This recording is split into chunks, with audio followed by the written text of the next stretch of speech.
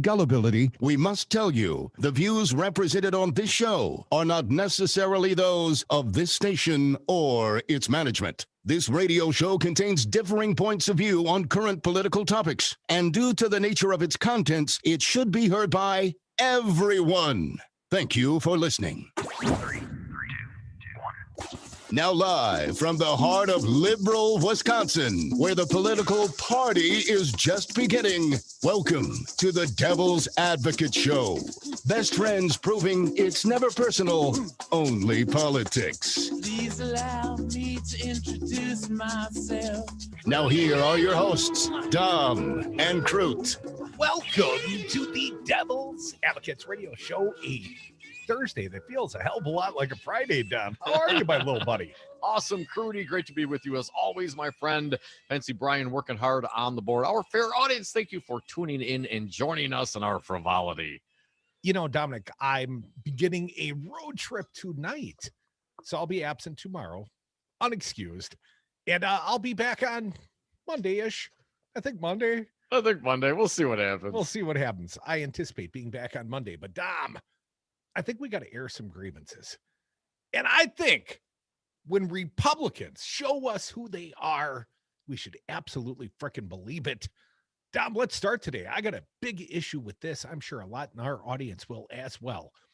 There are 228 Republican lawmakers that wrote an amicus brief to the Supreme Court seeking to overrule Roe v. Wade. I mean, we're talking about current sitting electeds in the Congress, in the Senate. John Cruzel reporting at thehill.com. That's where I found this article. I'd like to start here, Dom. Scores, is that what you call them? Scores of congressional Republicans on Thursday urged the Supreme Court to overturn Roe v. Wade next term when justices review a restrictive Mississippi abortion law. The GOP lawmakers, 44 senators and 184 House members, argued in an amicus brief that the landmark 1973 decision in Roe and related rulings represent a vice grip on abortion politics. Their quote from the Republican brief: Congress and the states have shown that they are ready and able to address the issues in ways that reflect Americans' varying viewpoints and are grounded in the science of fetal development and maternal health. I know they write that down, but I don't really believe them. The lawmakers, represent about 40 of our states.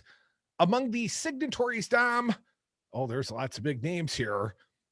Senate Minority Leader Mitch McConnell, House Minority Leader Kevin McCarthy, and other Republican leadership members. Earlier this week, a trio of conservative Senate Republicans, including Josh Hawley, Mike Lee, and Ted Cruz, filed a separate amicus brief in the case because, they want to demonstrate they're bigger D-bags than the rest of the Republicans, Tom.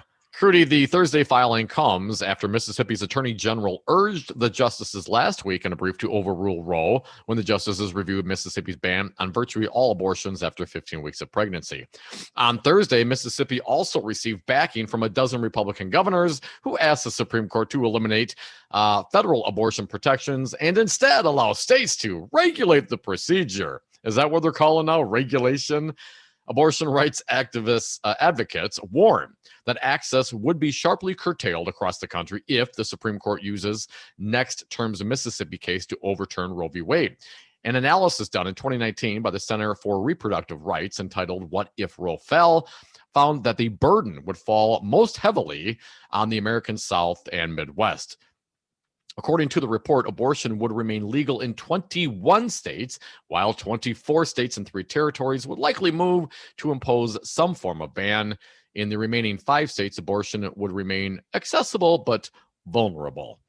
Court precedent tracing back to Roe prohibits states from banning abortion before fetal viability, which occurs around 24 weeks, and from placing an undue burden on abortion access. The Mississippi law at issue next term creates only narrow exceptions from its 15-week ban on elective abortions. Of course, that's why they did it, Crudy, right? They wanted this fight.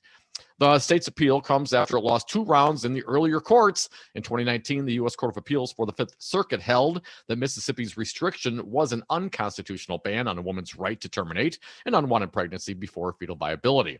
The appeals court found that Mississippi's restriction violated an unbroken line dating to Roe v. Wade, in which the Supreme Court has consistently reaffirmed a woman's right to choose an abortion before viability. Abortion opponents, however, believe the current Supreme Court, with a 6-3 conservative majority, represents their best chance in decades to see the constitutional right to abortion eroded. I was thinking just that, Dom. You're thinking of the prior, less stacked court. So Republicans, they're showing their true colors. I'm not clear if the 228 are inclusive of Lee Howley and Ted Cruz, or whether it's 231 D-bags in all. But Dominic, I wondered specifically, what about, our primary listenership areas? What about Minnesota? You got those Minnesota signatories? The Republicans from Minnesota, Tom Emmer, Michelle Fischbach, Jim Hagedorn, and Pete Strauber, congressmen, all voted, or at least signed their name to this amicus brief, asking the Supreme Court to overturn Roe v. Wade.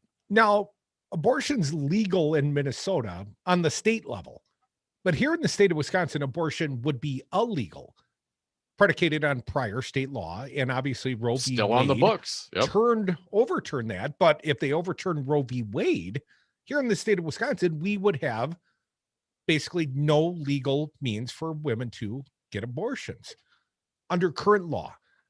And I can't imagine the Republican-controlled legislature in its current makeup would endeavor to change anything, Dom, not predicated on the congressional signatories, the Republicans from here in the state of Wisconsin.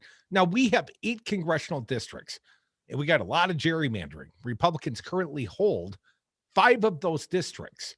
So setting aside Mark Pocan, my congressman, Gwen Moore, your congressman, and Ron Kind, our pal over in La Crosse, what about the 5 Republican congressmen from the state of Wisconsin, Dom? They wouldn't possibly want to ban abortion in the state of Wisconsin by overturning Roe v. Wade. They wouldn't sign on to that, would they, Dom? They absolutely would, Crudy, and they have. Precedent be damned.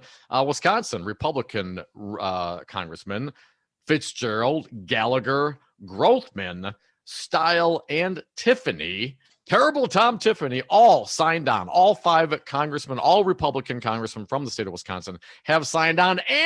But wait, there's more. Wisconsin Republican Senator Ron Johnson, he also signed this brief. Well, of course, Ron did. Rojo. I had no doubt where Rojo would fall on this issue. But we got a couple of supposed moderates over on the House side. I mean, Gallagher and Style pretend to be moderates until you see what their true colors are, until you see what the entire Republican Party's true colors are. And I hope people remember this, Dom. We got an election coming up next year. Roe v. Wade, sort of a big deal. I thought it was decided law. I think a lot of people in this country thought it was decided law. I got a 26-year-old daughter. I got a wife who's still pretty fertile, as near as I can tell. I would like them to have some reproductive choices in their life, or anybody's daughter or wife or mother. And Dominic, this endeavor of the Republican Party to what? Take control of a woman's body? What is this predicated to take back control of a woman's body? Let's just be clear about this. What this allowed, Roe v. Wade, was for women to actually control their own bodies, right? For the millennia of existence, the women have not been able to do that. And then they have the option to do so. No longer, tied down by an unwanted pregnancy, right? So they finally, in the 70s, get control. And here are these Republicans, 228 perhaps, plus a few more, saying, nope, sorry, women, we're going to send you back to the back alley abortions, to the hotel abortions. Maybe some of you will die, but you know what then? Keep a quarter between your knees. You know what I'm saying? This is their true colors. And it is so beyond me because, of course, obviously, if men got pregnant, Abortion would be as easy as getting a soda out of the fountain, man. Right? It'd be like taking Viagra. It would be on demand. It would not be an issue. And for mostly men in this Republican Party, I guess Michelle Fischbach from Minnesota, one of the only women of the Wisconsin and Minnesota contingency, the only woman who signed on. But if men had the ability to get pregnant or could get pregnant, we wouldn't be having these conversations. And apparently this all stems from Christianity, ? I mean, it's the evangelicals pushing for this, and perhaps the Catholics, but I would say primarily it's the evangelical Christians. And they have sex. Their kids have sex. Right. There's lots of pregnancies, as near as I can tell. I used to go to a Baptist church. We were welcoming a new parishioner damn near every week. Little baby, you know what I'm saying? Right. So control over the body is really related in some way, shape, or form, Tom, to faith, to Christianity. Well, I mean, they can dress it up like that. But you know what? I happen to not be one of those quote unquote faithful. And what about my rights? And what about other people who do not base, their life's decision on some, 2,000-year-old religion? What about everyone else's rights? I mean, here's the thing, ladies and gentlemen, Republicans, if you don't want to get an abortion, don't get one. It's none of your freaking business what other people do. And these are the Republicans who are all upset about, government getting into other people's business. And then now they want to go back. It's been what? Too long. It's been too long, almost 50 years that women have had a say over their own bodies. And damn it, if Ron Johnson and Fitzgerald and Gallagher and Grothman and Style from the state of Wisconsin, or Emmer and Fischbach and Hagedorn and Stauber from Minnesota, women, your time is up. You had enough fun. You had your time. We're taking our control over your bodies back. That's exactly what the Republican Party is telling the world today. Isn't it ironic when they full pivot and they want full control over their bodies and what go in their bodies, like the vaccination? They don't want that. They want control over their bodies. Come back. They've shown their true colors. They're bastard people. More devil's advocates.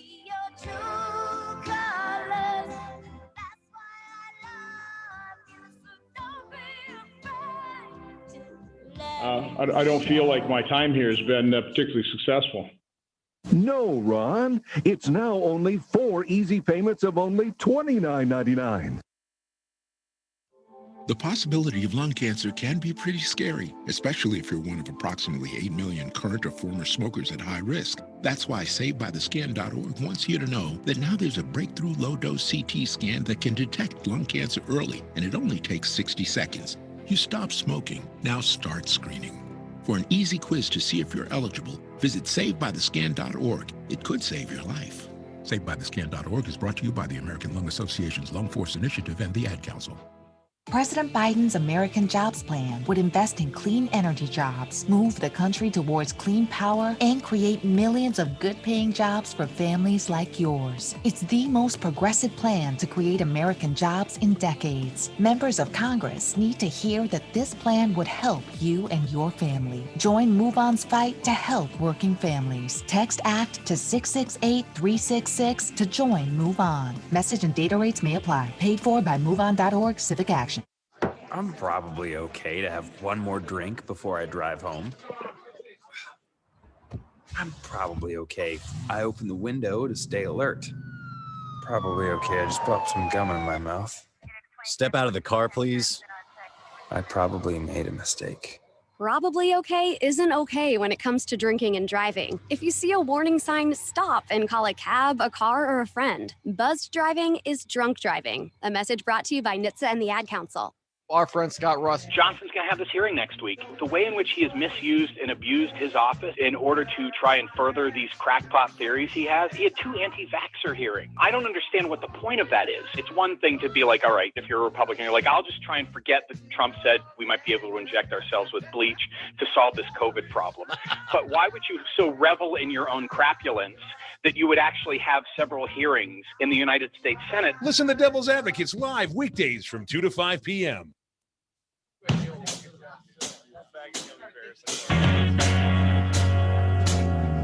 You're listening to the radio show your mother warned you about.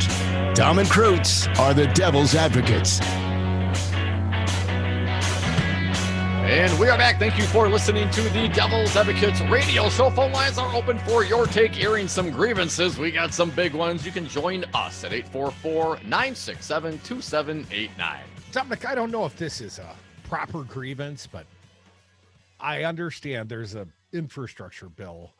And I hate to give it any attention whatsoever because I'm not at all convinced that there is any sort of bipartisan infrastructure bill. You know, I'm not just trying to make my predictions come true, but, you know, to invest time and effort in covering a plan for a plan, Dom. Wisconsin's own Senator Tammy Baldwin right now on CNN saying that the infrastructure bill, quote, goes hand in hand with next week's budget bill. Tammy Baldwin, new hairdo, looking very sharp on the CNNs right now. Well, the budget bill, the reconciliation bill is a must pass, right? Got to pass it. But I'm not clear that Kristen Sinema, you remember her, the supposed dim from Arizona. I got to tell you, her popularity, you know, it's fallen with a Led Zeppelin, let's just say. But Senator Kristen Sinema, let's play a soundbite. Fancy Brian, going to need your help, please. Cut number 35.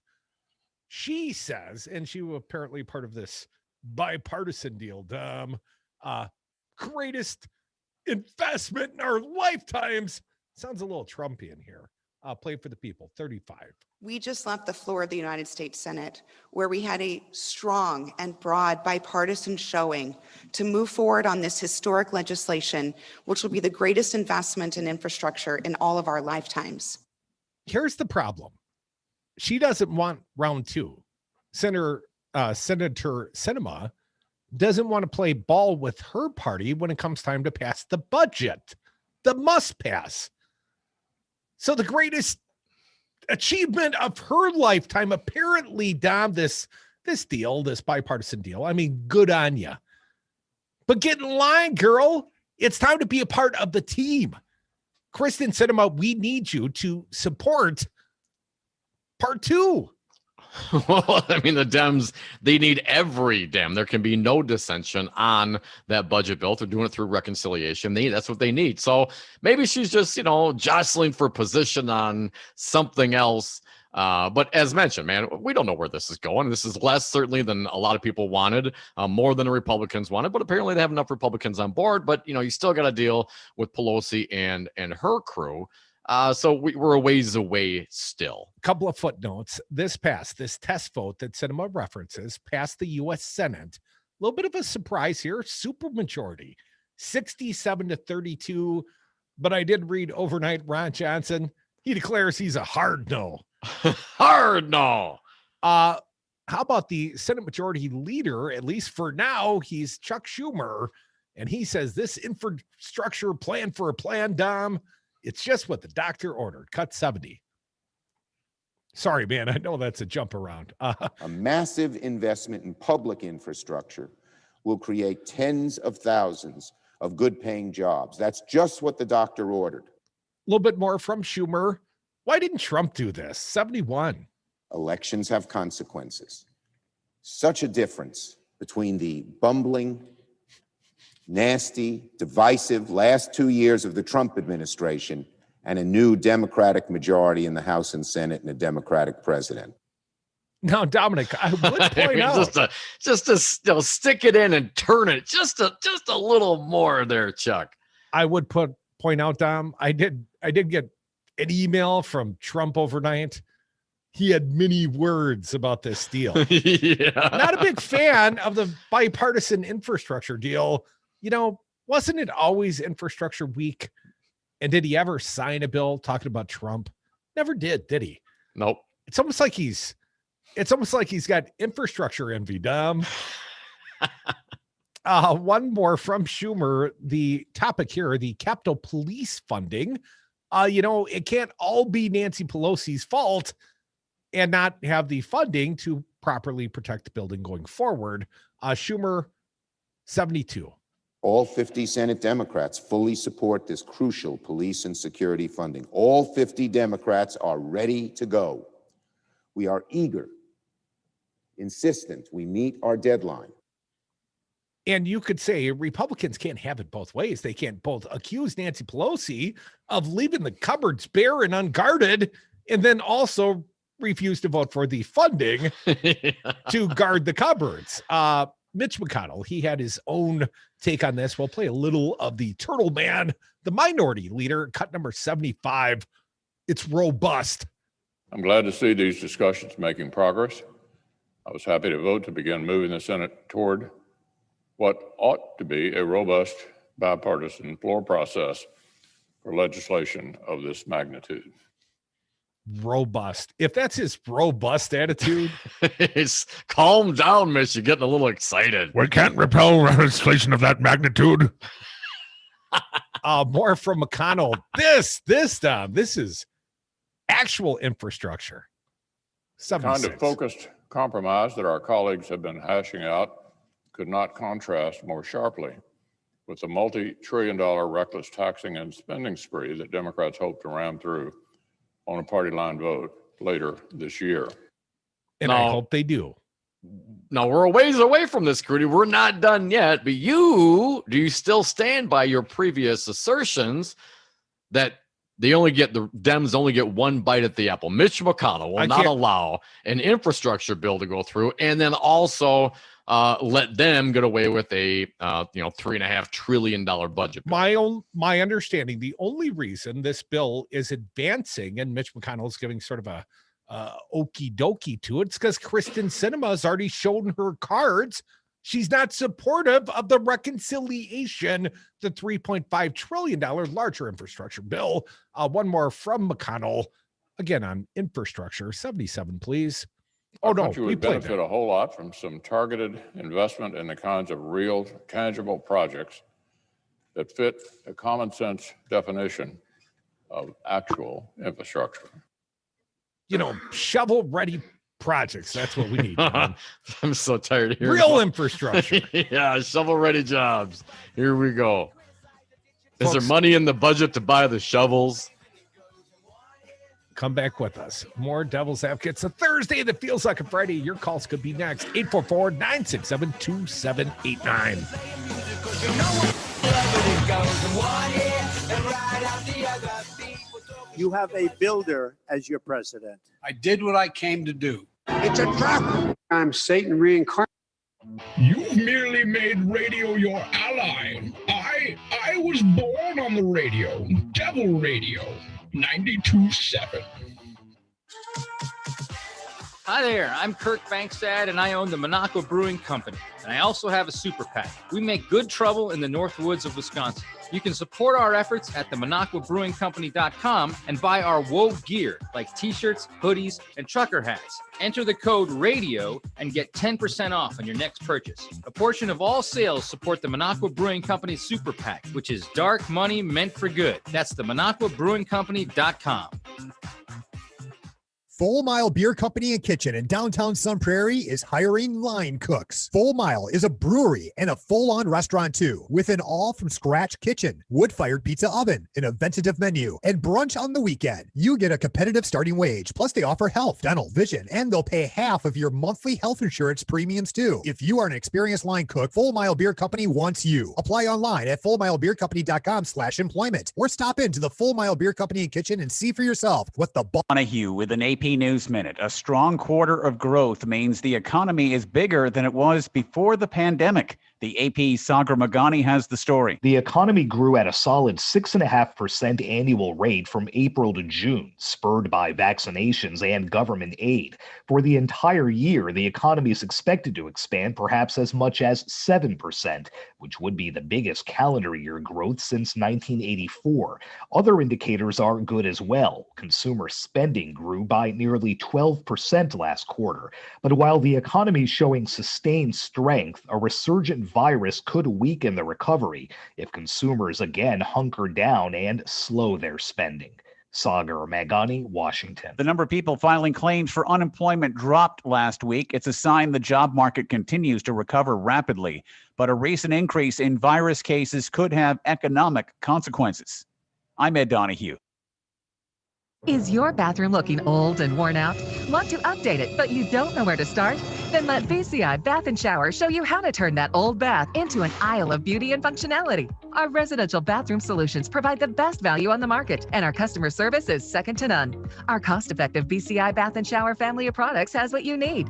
Remodeling our bathroom was a big decision for us. They didn't make a mess out of our house at all. And at the end of the day, we had a beautiful new bathroom. And it was a great experience the whole way through. We have the best monthly payment programs in the industry, with payments as low as $68 per month or no interest, no payments for 18 months. That's right. Get the bathroom of your dreams now and pay for it in 2021. Call 1-800-303-2352 for a free no-obligation price quote. That's 1-800-303-2352. When you want quality bathroom products at a great price, it's got to be BCI Bath & Shower. That's 1-800-303-2352.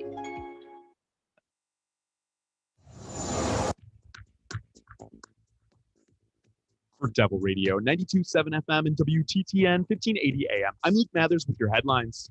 Yesterday, a judge in Milwaukee County revealed he has found probable cause in a 2016 instance of a fatal shooting involving former Wauwatosa police officer Joseph Mensa.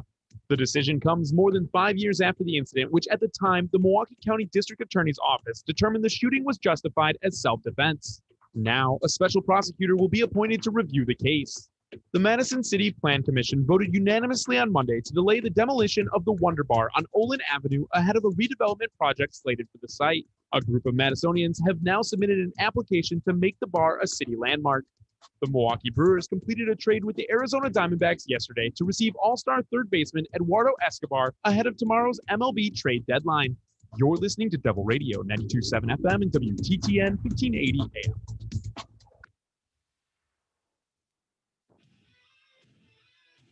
Bring it? Oh, it's already been brought in. Dom and Krutz are the Devil's Advocates.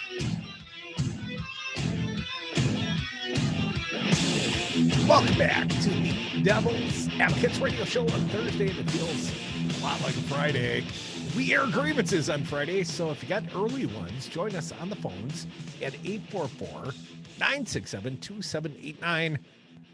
Dom, again, I'm not changing my prediction. I don't think the Democrats get 2 infrastructure bills. Now, they might end up settling for this first bipartisan bill, but if that is the case, I think the larger plan is going to come apart, and that's what I don't want to see happen. If you only get one bite, go all in Democrat. 3.5 billion, trillion, zillion, you had enough zeros in the column. I can't count it anymore anyways. But if that is what the investment is going to take, then let's do the big deal. Well, but then you still have the same problem, though, Crudy. It's not the Republicans. It's right now, as you mentioned, it's Sinema, right? She's the one that currently balking at the $3.5 trillion budget all deal. The Republicans plus Sinema. Well, you're not going to get all the problem. We already know this. I mean, that's already there, right? So the question is, do you go forward with this bipartisan deal, right? And hope that Sinema and Manchin and whoever else is balking on the other deal come around. But, again, we got to think about the strategy and the timing of all this, as Speaker Pelosi has made very clear. These things happen in tandem. You're not going to get one without the other. So what? We do a Maricopa County compromise. We sweeten the deal for the senator from Arizona. I mean, what are we talking? How do you hope she comes around? Well, again, until the vote, carrot or a switch, baby. Listen, until they are ready to strike the button for yay or nay, you never know what's going to happen. So I'm not clear, Crudy, how Sinema is going to react to this, or how the speaker will play it when it comes down to it.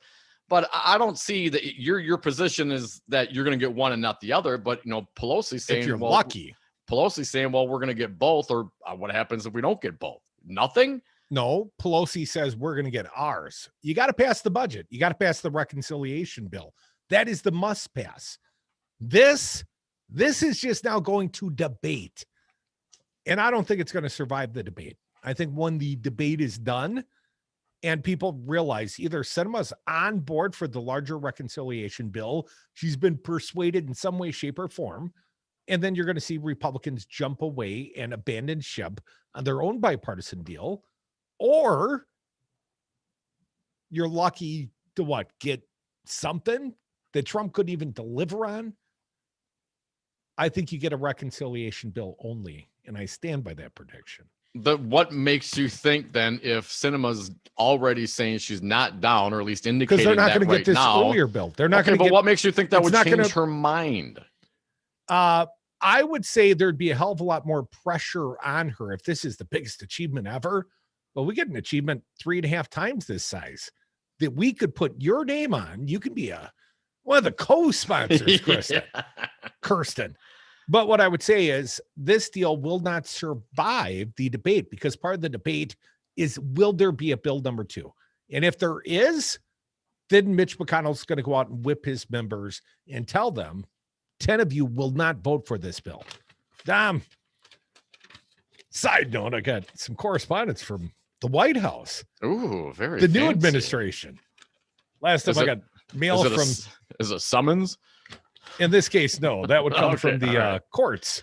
It's yours. It's all yours. The judicial, not the executive branch. But I got this letter, and it's dated earlier in July, but I just got it recently. And it's in regards to the last big bill that passed the Congress, the one that Joe Biden signed. My fellow American. Well, there's 2 of us addressed here. It should be Americans, right? Candy style. Anyways, I won't split the infinitive on the grammar matters, Crudy. Does it? Matters-ish.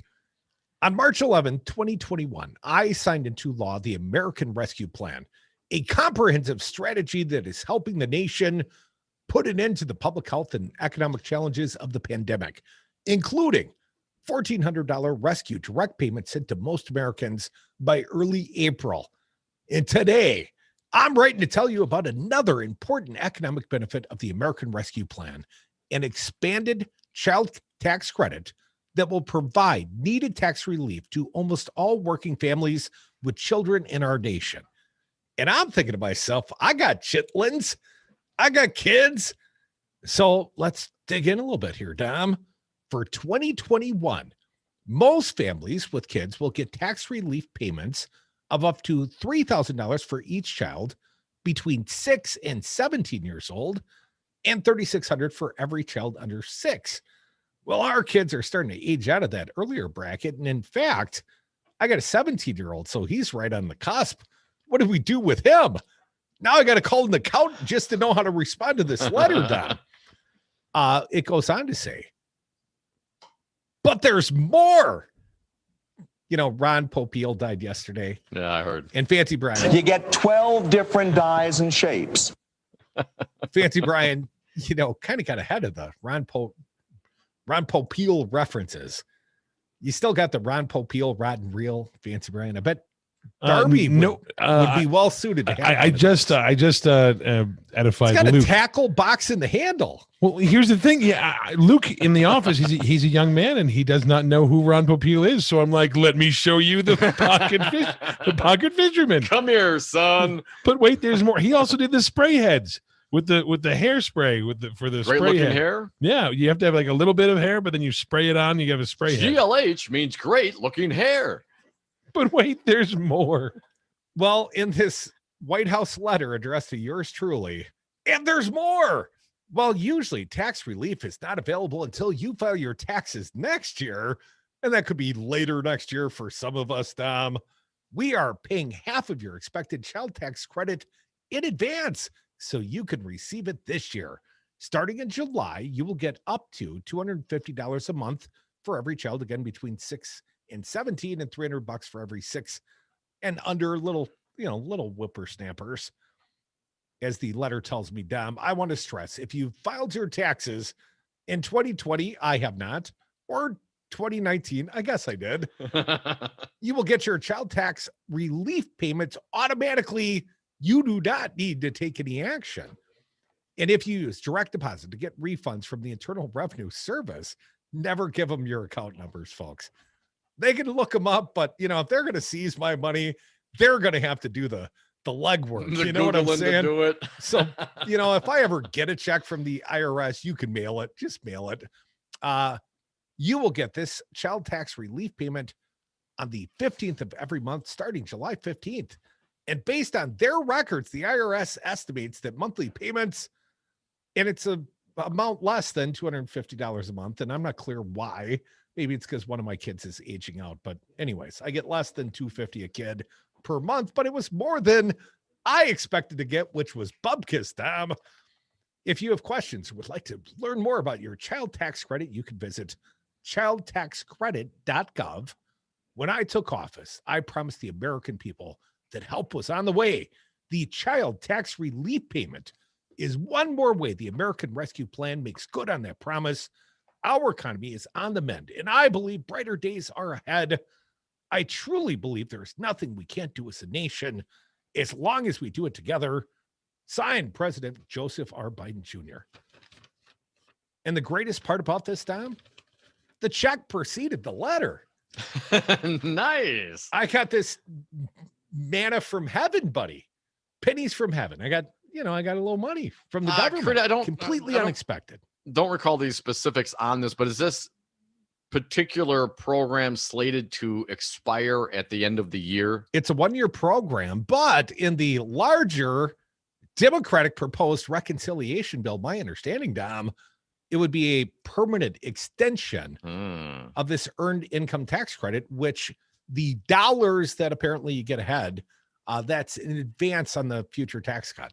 But I would warn people, if you're not paying attention and you start getting checks or direct deposits from Uncle Sam, that may diminish your future tax returns, your rebate. Some people, it's hard saving money, man. Some people like getting that rebate. It's their big splurge time of the year, or they pay down debt or finally catch up their credit cards or pay their brother-in-law back or whatever it is people do with the rebate money. But if you're receiving this money now, that's money you're not going to get back as part of a tax rebate next April or October, depending when you file. Some of us have differing attitudes on when we should file. Extenuating circumstances. Anyway, so I got this letter from Uncle Joe Biden, and I appreciate the fact it came accompanied with the check, Dom. That's deliverables.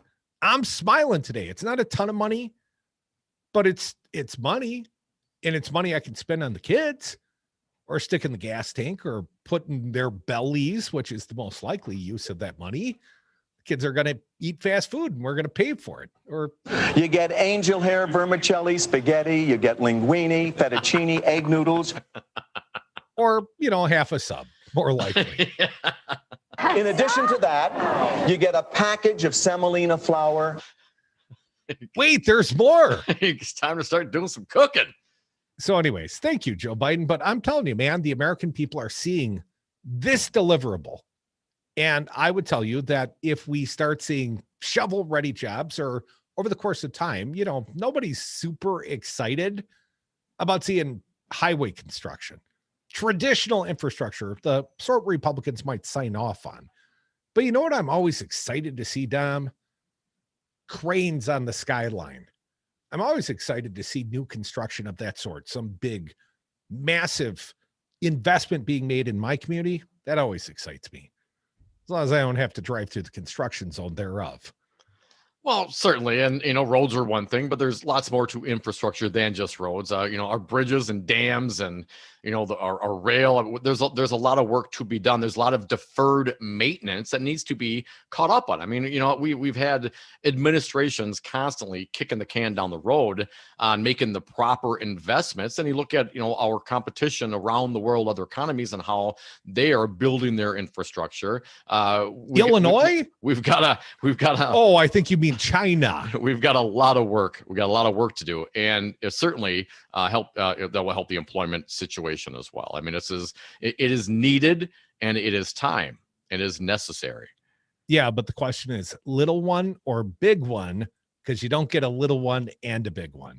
That's just Rudy's prediction. I reinforce it for like the 19th time. And I once again call you on it. I totally disagree. So what is your prediction? We're getting two Pain. infrastructure. Yeah, I mean, they'll do a little one Two and then they'll bills. jam through the reconciliation. You think Yes. we'll get two? Yes. And we'll talk, wager, trade-off off the air. 844-967-2789 wagering. Now encouraged on the radio, apparently, but FCC. Darren from the Capitol. How you doing, Darren? Hey, Darren. Man, you called us before. Yeah. Just driving, got to go meet a buddy and have a drink with him. I haven't seen him in a long time. But anyways, a couple things I wanted to bring up, and I'm watching this Capitol, all the police officers that are testifying, and this one gentleman in particular, I can't remember his name. He's the guy with the neck tattoos, and he's Fanone.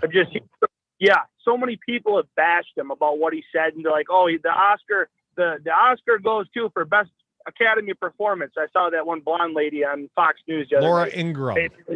Yeah, just mocking him.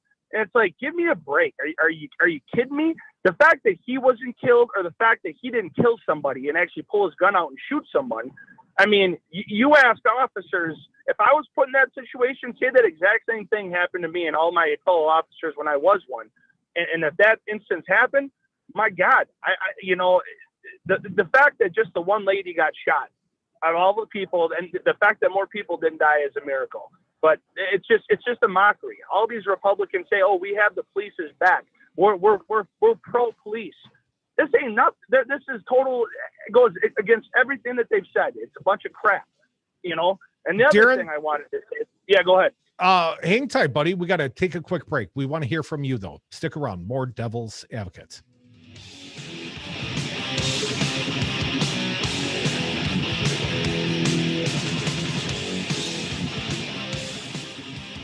Everybody that calls in the next 30 minutes will also receive absolutely free my new sausage making attachment with spices and casings included.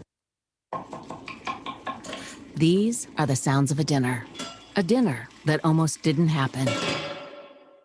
A dinner now served thanks to people like you. Due to COVID-19, 17 million more Americans may face hunger.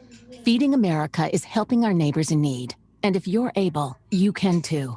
Donations are being accepted at feedingamerica.org/coronavirus. Brought to you by the Ad Council and Feeding America, 200 food banks strong. President Biden's American Jobs Plan would invest in clean energy jobs, move the country towards clean power, and create millions of good-paying jobs for families like yours. It's the most progressive plan to create American jobs in decades. Members of Congress need to hear that this plan would help you and your family. Join Move On's fight to help working families. Text ACT to 668-366 to join Move On. Message and data rates may apply. Paid for by MoveOn.org Civic Action.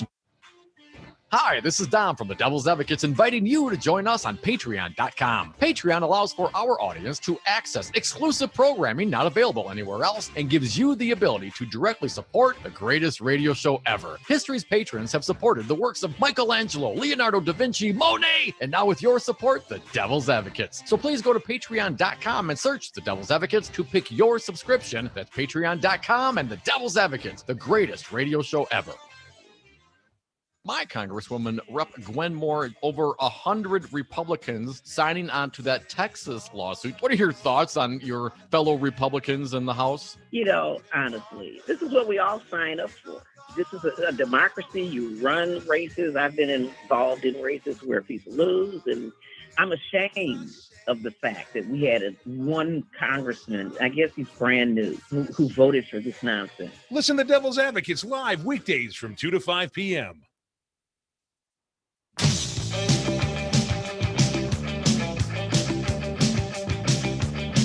The Devil's Advocates. Sausage making never looked so good. And we are back. Thank you for listening to the Devil's Advocates radio show. Phone lines are open at 844-967-2789. Our pal, James Santelle, former U.S. Attorney, going to join us at the top of the hour. Dominic, you missed the Ron Popeil casings and sausage references. You ducked out early in the last segment. That's why you didn't get the The comeback sausage making never looks so good. Want to get back to the phones, and Darren, our Capitol police officer friend from the great state of Wisconsin. And Darren, you well know that Dom and I were arrested about 8 years ago last weekend at the Wisconsin State Capitol, and we were arrested for protesting, and the former administration somewhat fascist as far as I'm concerned. But above and beyond that, Darren, there were a lot of people that stormed into the Capitol. The Capitol here in Madison was effectively occupied. And as a Capitol police officer, I'm sure that had to be scary, at least in the moment when all these people are pouring in by the thousands. Darren, what you saw in DC and the what you witnessed on the videotapes, buddy, they showed so much restraint. I don't know if I'd have shown that restraint. I wouldn't have been blocking blows. I'd have been laying blows or using my gun, trying to shoot my way out of there, man. I thought they showed incredible restraint, the Capitol police officers. I agree with you 100%. You know, like I said before, the fact that just one person was killed in this entire instance, or actually it was one person that was shot, but obviously the one officer lost his life and a couple other were severely damaged for the rest of their life. You know, it's a miracle that more people didn't pass away. But I think to myself, you know, what happened, it never should have happened. And what's going on with this investigation that Congress is doing, it all boils down to Trump. You know, he completely denied help from, he was the one that was giving the orders, you know, the entire time. And it goes down to, it's like, can they persecute him? Can they get enough actual hard evidence, whether it's phone calls or emails or him saying, like, you know, do not send reinforcement troops. You know, people, the whole chain of command, everybody that was involved that knew, you know, McCarthy says, oh, the Democrats knew on December 14th that this was going to happen. Why didn't they do anything? Well, I'm sure people tried. It all got shut down because at the end of the day, the buck stopped with Trump because he was controlling everybody. And it's I don't know. It's remarkable. I hope that justice is served. We'll see what happens.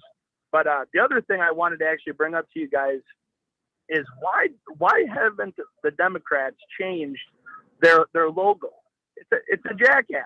It's a donkey. You know, it's like, why not?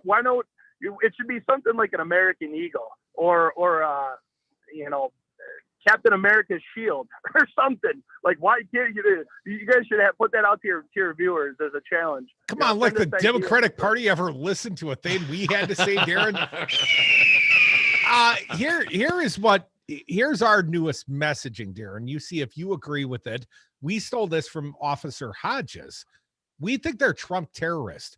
The insurrectionists at the U.S. Capitol on January 6th, we think they should aptly be called terrorists, and we tag them as Trump terrorists because they were wearing the MAGA hats. Darren, do you think that's harsh or do you think that's appropriate? Well, I think that you definitely need to be put on some type of list as, you know, whether it's with, you know, there's got to be, and this goes to the whole thing that needs to be worked from a national standpoint of law enforcement. You need to have a national database of every officer that's, whether they're working for a city, a village, a county, doesn't matter. You have a national database. Yeah, it's going to be millions. It's like the government needs to put together some type of project where they're going to adapt a master data management system where it keeps track of all these officers. You can, you know, it's like, hey, okay, this person was fired from this place, and because of some excessive use of force.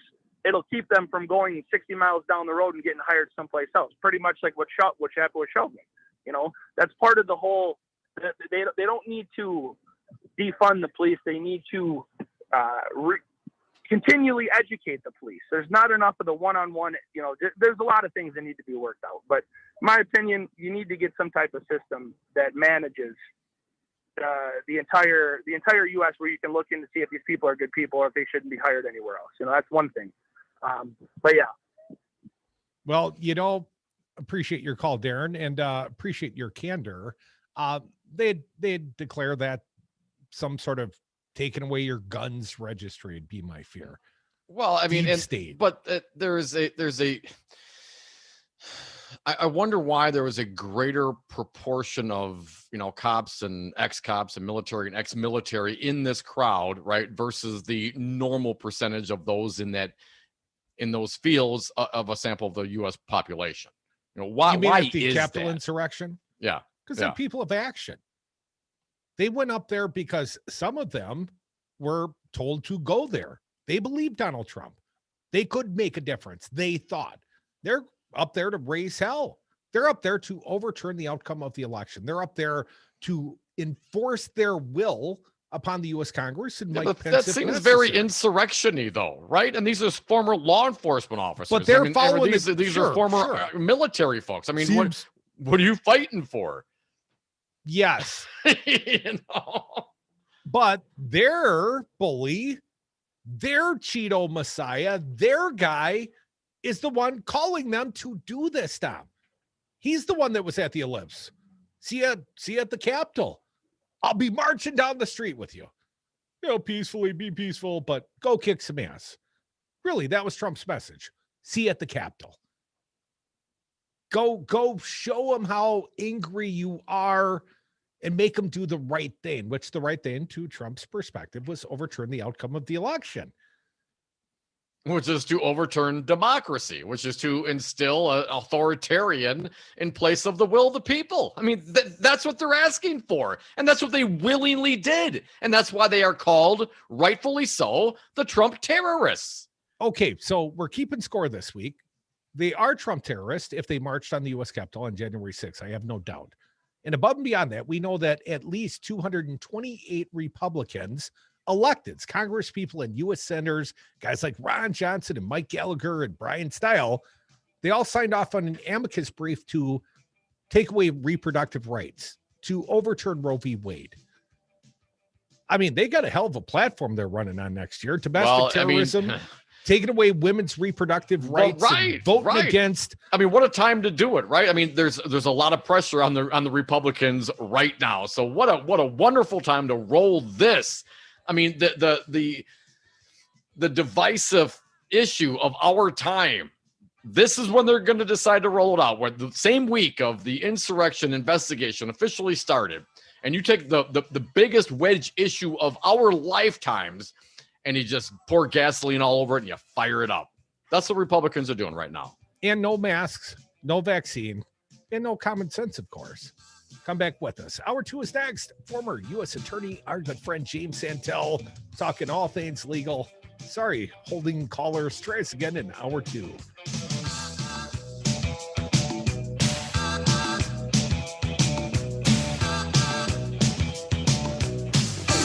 I am altering the deal. Pray I don't alter it any further.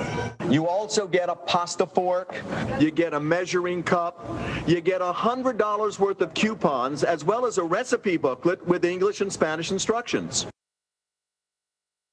Hi, this is Brad from Zero Res. If you need someone to help with your carpet cleaning, business or residence, please give us a call. We have the best system available and an amazing team of friendly technicians. Call us at 848-9000 or schedule online at zeroresmadison.com. At Chance Design Build, our tagline is building a better world, one remodeled home at a time. Simply stated, we want to be a part of the solution to leave the world better than we found it. That's why we've invested in a 20 kilowatt. Hello, Jim Santelle. Over 90% of our electrical. How are you today? Shop, office, and design. Glorious. And that's why we invest Sound in is all right. classes which provide. Yeah, I'm going to turn you down just a touch, but you are good. Inequality. At Chad's Design Build, we are proud to partner with you, building a better world, one remodeled you're good. at a time. Five Nines, your local single We were source just IT lamenting the solutions loss of provider, Ron Popeil. specializing in cloud technology, consulting, servers, networks, and hosting. We manage your IT so you can world is focus a on lesser running your place as a business. result. Enjoy technology. I wonder if he got a deal on his casket. Right. We're listening to WTTN Columbus, W224. There must be some device somehow that, would His casket somehow also, it somehow also waters the lawn and, right, and helps you make julienne fries in your kitchen, right? Of course. Olympics and the women's gymnastics all around. Everybody wants the julienne fries. Nice. Signing her Why does that stick in my brain? Says Right? her Why is father that offered there? good advice. He told me not to focus on the scores or anything like that because in their hearts I was already a winner and they were just so proud of me no matter what. So I just went out there and didn't focus on that, and I just did what I do best. Back home in Minnesota, watching it all was Suni Lee's father, John. We never expected gold, but she came through. She did it. John Lee says they got emotional. I never cry. I try not to in front of people. I almost did this time. Well, actually, deep inside, I did. I just didn't want to show up to the world. Lee calls it tears of joy. The Biden administration is going to let a nationwide ban on evictions expire Saturday. This is Deputy Press Secretary Karine Jean-Pierre. President Biden would have strongly supported a decision by the CDC to further extend this eviction moratorium to protect renters at this moment of heightened vulnerability. Unfortunately, as some of you might know, the Supreme Court has made clear that this option is no longer available. President Biden is calling on Congress to extend the eviction ban. Israel's prime minister announced that the country will offer a coronavirus booster to people over 60 who've already been vaccinated. Court records show defrocked former Catholic Cardinal Theodore McCarrick has been charged with sexually assaulting a teenage boy during a wedding reception in Massachusetts in 1974. Police in Los Angeles say New Orleans Pelican center Jackson Hayes was arrested on suspicion of resisting arrest after a struggle with officers responding to a report of a domestic dispute. Officers used a taser and other force before handcuffing him. The department says the 21-year-old was treated for unspecified injuries before being booked into jail. This is AP News. Is your bathroom looking old and worn out? Want to update it, but you don't know where to start? Then let BCI Bath & Shower show you how to turn that old bath into an aisle of beauty and functionality. Our residential bathroom solutions provide the best value on the market, and our customer service is second to none. Our cost-effective BCI Bath & Shower family of products has what you need.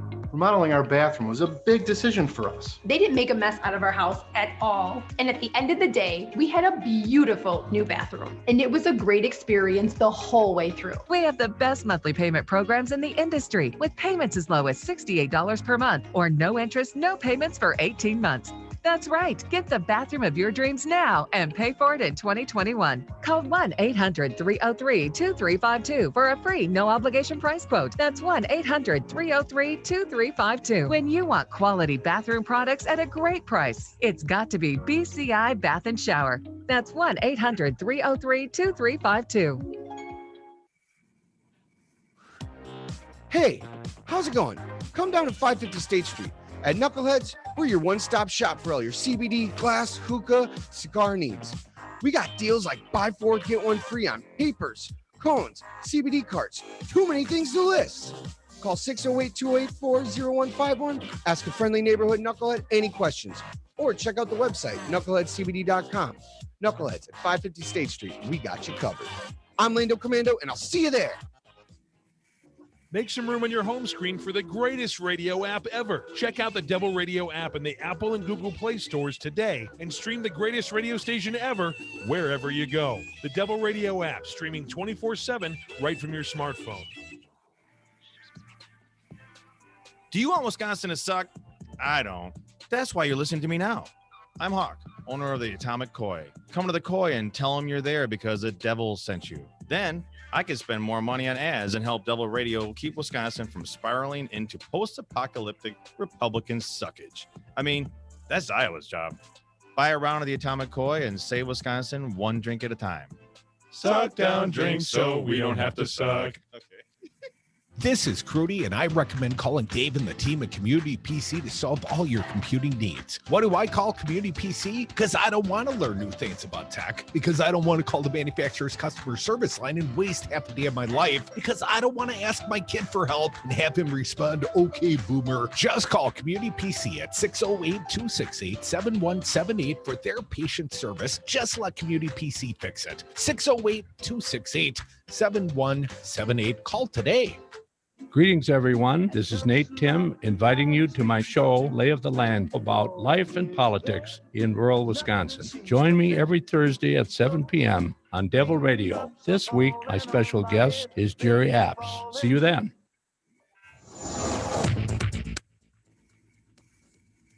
For Devil Radio, 92.7 FM and WTTN 1580 AM, I'm Luke Mathers with your headlines. On Wednesday, Wisconsin health officials announced a 7-day rolling average of new COVID-19 cases that was twice as high as 1 week ago and 7 times higher than it was 1 month ago. Health officials are concerned that a fourth surge is upon the state and are stressing that anyone who is eligible to receive a COVID-19 vaccine and has yet to begin the vaccination series should do so right away. Roughly 98% of new cases of COVID-19 in Wisconsin since January were among unvaccinated individuals. Due to the rapid increase in new cases and the Delta variant, the Wisconsin Department of Health Services is once again asking Wisconsinites to wear masks indoors, regardless of vaccination status. Forecast of a combination of clouds and sunshine today with winds up to 15 miles an hour and a high today of 85 degrees. Partly cloudy skies expected this evening with an overnight low of 60 degrees. You're listening to Devil Radio 92.7 FM and WTTN 1580 AM. Warning, you are about to listen to the greatest radio show ever. And due to contractual obligations and to shield our airwaves corporate licensees from any semblance of liability, responsibility, and gullibility, we must tell you the views represented on this show are not necessarily those of this station or its management. This radio show contains differing points of view on current political topics, and due to the nature of its contents, it should be heard by everyone. Thank you for listening. Now live from the heart of liberal Wisconsin, where the political party is just beginning, welcome to the Devil's Advocate Show. Best friends proving it's never personal, only politics. Please allow me to introduce myself. Now here are your hosts, Dom and Crute. Welcome back to the Devil's Advocates Radio Show. Dominic, we slide into hour 2 with a fine guest. He is James Santelle, former U.S. attorney, hopefully current friend of the Devil's Advocates. He answered our call again. We appreciate you doing so, Hey, Jim. Welcome back, sir. Always current, always glad to be with you. Dominic, we'll get to Dominic, perhaps. But Jim, wanted to start with a couple of the topics Dominic and I have found to be, let's call them the lead this week. And sort of off topic, but Jim, this amicus brief, 228 Republicans have signed off on in support of a Mississippi law that's making its way apparently to the U.S. Supreme Court that would ban abortion after 15 weeks. And I see mathematically that's a hell of a lot of Republicans relative to the entire caucus. But Jim, how disruptive would this be to the American people, to reproductive health, to state law, federal law, if Roe v. Wade is either massively undermined or thrown out altogether? This is very dramatic. I was doing some recent teaching on some of the things coming up before the Supreme Court. This is one of the two major cases that Americans need to be much focused on in the fall, and probably we'll be talking about next year at this time. This does come out of exactly the lawsuit that you've identified there, where we've got an attempt to roll back Roe versus Wade, if you will. Harry Blackmun, as we know, wrote this back in 1973, talked about the viability of the fetus outside of the womb, very much a medical Supreme Court case, but identifying the circumstances under which states can and cannot regulate access to reproductive rights. And that has remained the law since 1973. This is a full frontal assault on Roe versus Wade. It'll be fascinating to see what the Supreme Court does in its present constitution, because obviously it can do one of two or three things. It can, I suppose, as it has done in other cases, find some way of skirting the issue, which would not be an entirely bad thing. They've identified standing and other sort of sometimes called technical. But this also affords them the opportunity to go back to Harry Blackmun, 1973, and revisit Roe versus Wade and determine whether or not the decision premised upon the trimesters of pregnancy should, in fact, that analysis should, in fact, be discarded. And in fact, that there is not a privacy right in the United States Constitution. And the impact, the practical impact of that, if Roe versus Wade is overturned on this case or any other case coming up, and the future is that all this goes back to the states, and the states can then legislate, governors sign off on the legislation, abortion laws as they see fit, because the federal government, by virtue of a rescission of Roe, if that happens, would no longer be the compelling rule of the land. A dramatic change in not only the landscape of America, but personal privacy rights of women, and I would offer men as well, with respect to reproductive rights in America. Jim, 5 Wisconsin Republican congressional members, that's all of them, plus U.S. Senator Ron Johnson, they're all signees on this amicus brief. They all have the same intent. They're showing their colors. They would like to take away Roe v. Wade. They'd like to take away women's choice over their own bodies. Jim, I know you're not an overly political creature, at least not on the radio, but I'm going to ask you to tell me, sir, I mean, politically speaking, if Republicans show their colors in this regard, they're all up. Every single one of these congressional Republicans are on the ballot next year, Jim. Do you think there'll be electoral consequence? You know, you would certainly think so. And again, I think your question is a really important one, not just because of the political aspect of it, but also this intersection, if you will, the importance of what this brief says. You've got legislatures who are now entering the judicial field, which they can do. There's nothing wrong with an amicus brief, but saying that legally, constitutionally, our United States Constitution does not, in fact, embrace this notion of privacy. And I would like to think that the voters in America and Wisconsin, around the country, would look at that and say, not only does that overturn a whole line of cases, there's a case called Griswold versus Connecticut, had to do with contraceptive rights, where the whole idea of privacy rights came in. That has been the law of this land for as long as most of us have been alive. And because of the significance of this brief, basically saying, roll all that back, we're again looking to a time when America was not as open and affording of rights as it is today.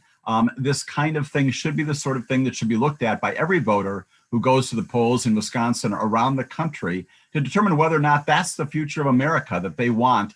Not only by and understand too that by voting, whether it's the state system and the federal system, you can in fact have an impact upon these privacy rights. And again, not just the rescission of Roe, if that happens, but many other things out there could fall in the wake of this kind of advocacy presented by this amicus brief.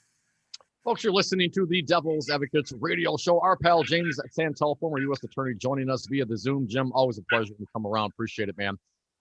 Finally, this week, we saw the committee hearing, the select committee put together by Speaker Pelosi to investigate the goings-on January 6th. Jim, before we get to any of the details and the circumstances and the reaction to it, I want to get your thoughts. Did you happen to see it? And what was your takeaway? I did, and riveting, and make the recommendation to anyone who has not seen, at least listen to some of the takes on that, the snippets of very compelling testimony from these four officers. Not surprisingly, I've got notes. I've got many, many notes on this. I've got 3 or 4 big takes. One is, as in all things, the personalities come through. This notion of bringing alive what we have seen on tape, as horrific as that is, brought alive because of the human stories, this humanity of 4 officers of the highest order, protecting the Capitol, protecting individuals in our House and our Senate, who again are alive today because of what they did. That personal involvement, that came through loudly and clearly. That's number one. Number two, one thinks back to impeachment, which yes, was just earlier this calendar year. And with all due respect to the wonderful presentation made by the advocates for the impeachment of the president post his departure from the White House, this is the kind of testimony that, again, could have been presented presumably in that situation to bring this all alive. This is not just a matter of breaking windows and violating rope lines. And no, it wasn't about tourists, and it wasn't about people simply expressing their First Amendment rights. And it was not just a riot. This was an insurrection. So that comes through as well. The other thing that I take away from this very compelling, heart-wrenching stories is the way in which all of these officers, all 4 of them, described the various fronts on which they were fighting, quite literally. I suspect many of your listeners, if not all of them, have been to the United States Capitol. As one of them describes being dragged through one of the hallways, you can envision exactly where that was, and you see the threat to them, the threat to our nation, the threat to members of Congress, and it brings all of that war that was going on, that battle that was happening that day, much alive. The final thing I'll say, and then take more questions on this as well, is the use of language. I'm not going to repeat it here, but I was stricken by how appropriate it was for some of our cable news networks to play in its actual recitation by Officer Harry Dunn of what was said to him. describing the epithet to use to describe him began with a word right in front of it that begins with an F. And again, I won't describe it here other than to say that I think it was a very important thing for America to hear that, for people to understand who it was who was not just rioting, but attempting to undermine our government on that day. They truly are the kinds of people who should be prosecuted as we go forward in all of this. And I was glad to see it and horrified to see it at the same time, because when we talk about the N-word in America, what do? We clean it up. We make it neat. We make it clinical. We make it medical. We make it academic, and it is not.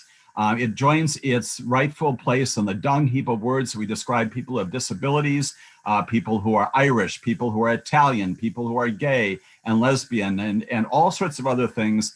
It is good for America sometimes to hear the crassness, the horror of those words, to understand who the people who say them really are. We call them the Trump terrorists, Jim. Let me ask you this. This is a bipartisan committee, although if you ask certain Republicans, they would probably disagree with us. Liz Cheney had the opportunity to speak after Chair Benny Thompson had his opening remarks. And she specifically stated wanting to know what was going on in the White House minute by minute. Of course, Jim Jordan and Banks not allowed on this committee. Jim Jordan asked by Brett Baer on Fox News, I believe it was yesterday or the day before, did you talk to the president on that day? And after a bunch of yimmer and yammering, he essentially said yes. And then we hear perhaps subpoenas starting to get issued, or at least being considered. Jim, and that's really what I want to get to now.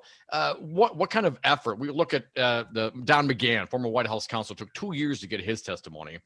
If this committee wants to hear from Jim Jordan, or this committee wants to hear why Mo Brooks, who apparently yesterday admitted to wearing body armor when he was giving his quote-unquote speech at the insurrection, if they want to get these folks under oath in front of the committee, hell, even the former president of the United States, perhaps his children who were involved, apparently, as reported, in discussing the effects of what was going on that day, how difficult is it going to be for this committee to enforce those subpoenas, Jim? And again, you indicated we've got some history on this. It has been difficult. The Don McGahn circumstance, as we've talked about at great length, is certainly illustrative. Note there's another important news item that came out this week.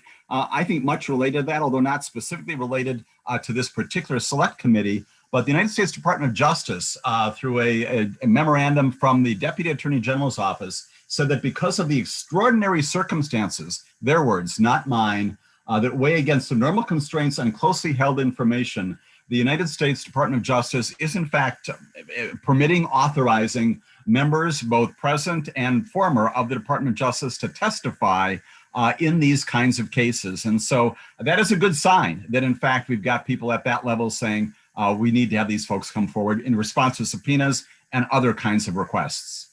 Jim, you going to stick around for another segment? Absolutely. Merrick Garland, man, he's slowly working his way back into my heart. James Santelle, former U.S. Attorney, going to stick around for one more segment. Jim, we certainly appreciate it. Come back, the Devil's Advocates, and James Santelle, former U.S. Attorney.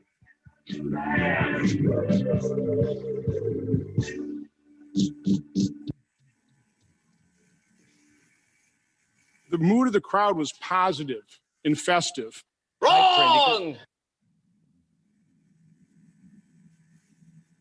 The former president, the fact that he needed to drop a press release to call the horse a junkie. The horse came from a broken home. I heard he was sold for like $1,000. Was born on a dirt patch. Then the pressure, the constant, the training over and over. I mean, really not getting to have a normal childhood and grow up and hang out with their other little horsey friends. Then one of those days, walked down the wrong alley and first one's free. And after that, it was all downhill from there. Dom, that's why they call it horse. Listen to Devil's Advocates weekdays from 2 to 5 p.m. President Biden's American Jobs Plan would invest in clean energy jobs, move the country towards clean power, and create millions of good-paying jobs for families like yours. It's the most progressive plan to create American jobs in decades. Members of Congress need to hear that this plan would help you and your family. Join Move On's fight to help working families. Text ACT to 668-366 to join Move On. Message and data rates may apply. Paid for by MoveOn.org Civic Action. Jill, why don't you tell the class what you did this weekend? Well, my dad and I went in search of some magical minnows and found a zillion of them in the stream from our lookout rock. Then my sister and I escaped from an evil slug king and went back to my super twig fort for safety. Then we told stories till it got dark, and the Big Dipper led us all the way home. Wow. Where were you, Jill? We went to the forest. It's not that far away. Ask your parents to take you and your friends to the forest this week. It's closer than you think. Check out discovertheforest.org. Brought to you by the U.S. Forest Service and the Ad Council. I'm not down for voter suppression in my No, state. right. This. It's got to be easy. It was great to have these options. We should have these options. We should have days off for people to go vote. We should expand the availability, the ease of our own citizens in this country to participate in self-governance. Republicans, why are you so opposed to that? Because they lose those elections. Listen to Devil's Advocates weekdays from 2 to 5 p.m.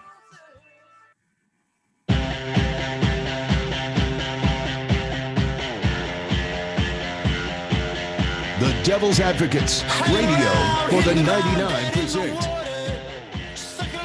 And we are back. Thank you for listening to the Devil's Advocates radio show. James Santelle, former U.S. attorney, sticking around for one more segment. Jim, thank you for doing so.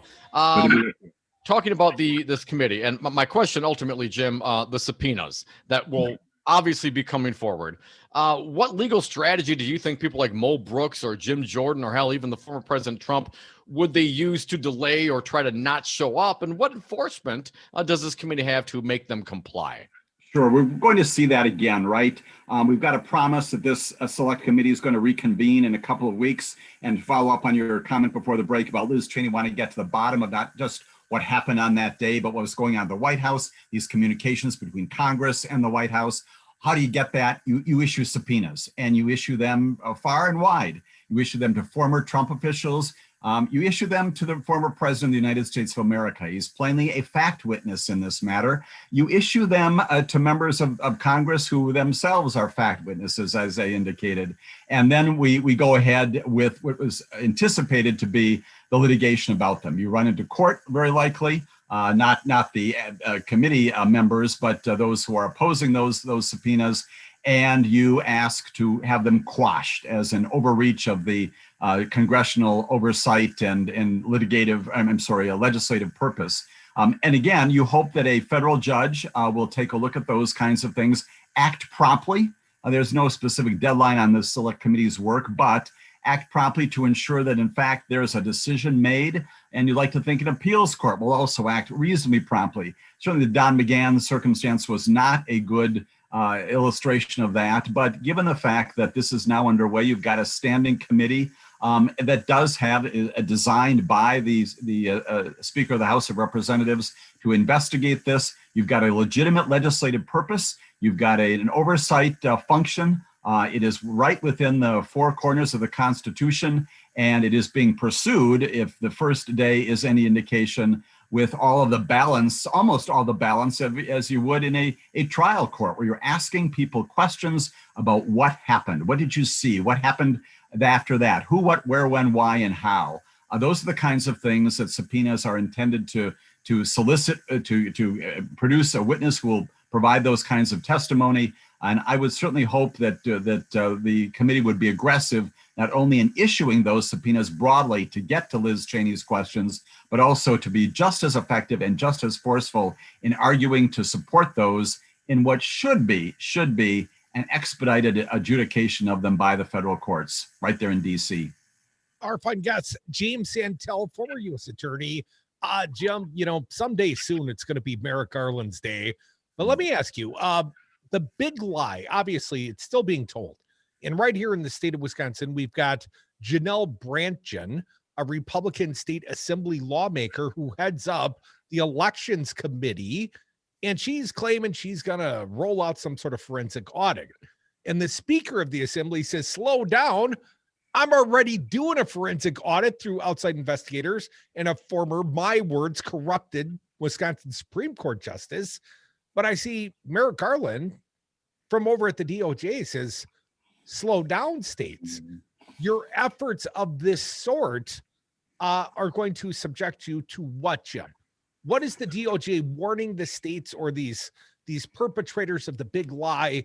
What can the DOJ do to clear the record or at least prevent these ludicrous fraudits? Right. Once again, this week from 9th in Pennsylvania, which is where Merrick Garland spends his days these days, we get two memorandums. One of them basically says that we're going to still pursue those states out there that are rolling back their COVID rules and restrictions on voting. We're going to address those under the Voting Rights Act. We're going to address those kinds of attempts to suppress the vote. And second, to your very good point, Merrick Garland issues a supplemental memorandum, or a second piece, kind of a partner to this, and notes that in recent months, a number of jurisdictions around the United States have taken the unusual second round of examining what has been conducted or proposed in these examinations. He describes them as audits with quotes around them, and says sometimes those may be in compliance with state law, sometimes they are not. Perhaps they're in compliance with federal law, perhaps they are not. And like the first memorandum, promises that the Department of Justice will enforce federal law, which is what he can do, cannot enforce state law, but enforce federal law to ensure that these so-called audits, which again he puts in quotes, do not in fact go forward, do not in fact undermine the legitimacy of the count generally of the election, which has now long been settled. And how do you do that? Well, he's basically promising by this second memorandum, again, to run into federal court and to seek to perhaps enjoin future audits of this kind, whether it's in Wisconsin, other places around the country, to stop them, as we've seen in Arizona, from affecting the legitimacy of the mechanisms themselves, doing those other things to ensure that the voting rights of Americans are upheld and the legitimacy of the results of those elections are not overturned by he says it very, very gently and very diplomatically, but really are fraudulent efforts to do something to undermine this larger purpose, which is to ensure that Americans can vote and their votes are counted. My greatest fear, Jim, is that domestic terrorism has been inspired by this big lie. We saw it on January 6th. I believe it was Officer Hodges that defined terrorism in the statutes, domestic terrorism. We've taken to calling them the Trump terrorist. Jim, if this is allowed to continue, be it here in the state of Wisconsin, Georgia, Arizona, wherever, do you fear future domestic terrorism and more violence? Yes, period. There are many people who say that January 6th was the rehearsal, and that makes it perhaps a bit too flip. But this is serious. And the fact that one of the folks who was charged out of January 6th was discovered even since that time with more weapons. That came out this week as well. And obviously he's getting his status revoked here. We have got a very serious problem here. It's a federal problem. It's a state problem. It's a local problem. And it goes not only to law enforcement, but also about the way that people talk about America. And again, we can disagree on policy. We can disagree on what to do. But this notion that we can, once again, make up our own facts about what happened, and for that reason, advance an undermining of our basic institutions, including the Constitution, that is very, very scary. Former U.S. Attorney James Santelle, our fine guest. Thank you so much, Jim. The rest of you, come back with us. More Devil's Advocates. Thanks, Jim. Take care. Legislation of this magnitude. A progressive voice in rural Wisconsin, WTTN 1580 AM is South Central Wisconsin's home for Devil Radio. The Devil's Advocates are taking the political party back to State Street to Madison's party destination, Hawks Bar and Grill. Tuesday, August 24th, the Devil's Advocates broadcast live from Hawks 2 to 5 p.m. and then the Summer Lovin' Party really begins. And you're going to want to get your share. Inferior radio shows would be exhausted after this many parties, but the Devil's Advocates have prayed our whole lives for this. We were built for Summer Lovin'. Come to Hawks Bar and Grill Tuesday, August 24th. Party with the Devil's Advocates and get your Summer Lovin' on. This is Rocker. I'm sitting on the patio at Salvatore's Tomato Pies on East Wash, and I'm enjoying a floral-forward Manhattan called As Long as There's Whiskey. It features Rocker Rye whiskey with a hint of blueberry, a touch of smoky Amaro, and it's finished off with Saint Germain. It's a Rocker Rye Manhattan at Sal's Tomato Pies on Livingston. Ask for it by name as long as there's whiskey. You can also enjoy Rocker Spirits at the Wisco and Tiny's Tap on Willie Street. You must be 21. Please drink. Virus update. I'm Ed Donahue with an AP News Minute. Stocks finished higher, the Dow up 153 points. President Biden is setting masking requirements and virus restrictions for 4 million federal workers, including the military. He's directing the military to develop plans for making vaccines mandatory for service personnel. The president is also urging states and localities to offer residents $100 to get coronavirus shots in an attempt to move the dial on vaccines. Earlier, Ohio Republican Congressman Brad Wenstrup says, don't listen to what the White House is saying. I just want to tell you, if you're relying on Facebook or Joe Biden or Kamala Harris for your medical advice, you're going to the wrong place. So understand what's taking place here, how science is being politicized. Hospital admissions of coronavirus patients continue to soar in Florida, with at least 2 areas in the state surpassing the previous peaks of last summer's surge, Jacksonville and Brevard County along the Space Coast. I'm Ed Dunn. Is your bathroom looking old and worn out? Want to update it, but you don't know where to start? Then let VCI Bath & Shower show you how to turn that old bath into an aisle of beauty and functionality. Our residential bathroom solutions provide the best value on the market, and our customer service is second to none. Our cost-effective VCI Bath & Shower family of products has what you need.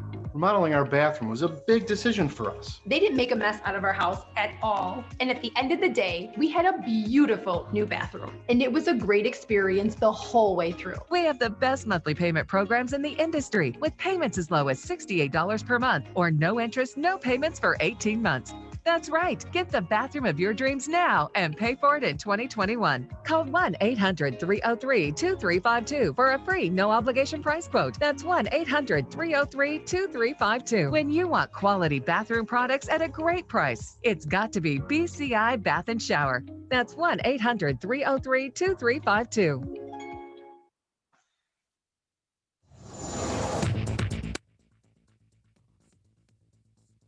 For Devil Radio, 92.7 FM and WTTN 1580 AM, I'm Luke Mathers with your headlines. On Wednesday, the Wisconsin Department of Natural Resources and Department of Health Services launched a campaign titled Safe Water for All. The campaign is set to highlight the state's need for clean, safe drinking water despite recent pushback from industry leaders and state lawmakers to address lead pipes, PFAS chemicals, and nitrates.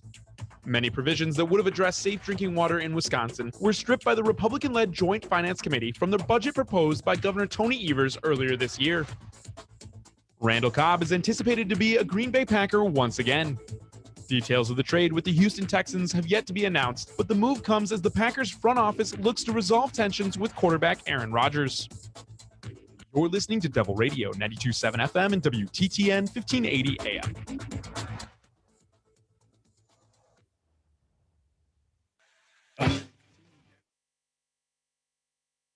To get vaccinated. That includes addressing hesitancy and misinformation head on.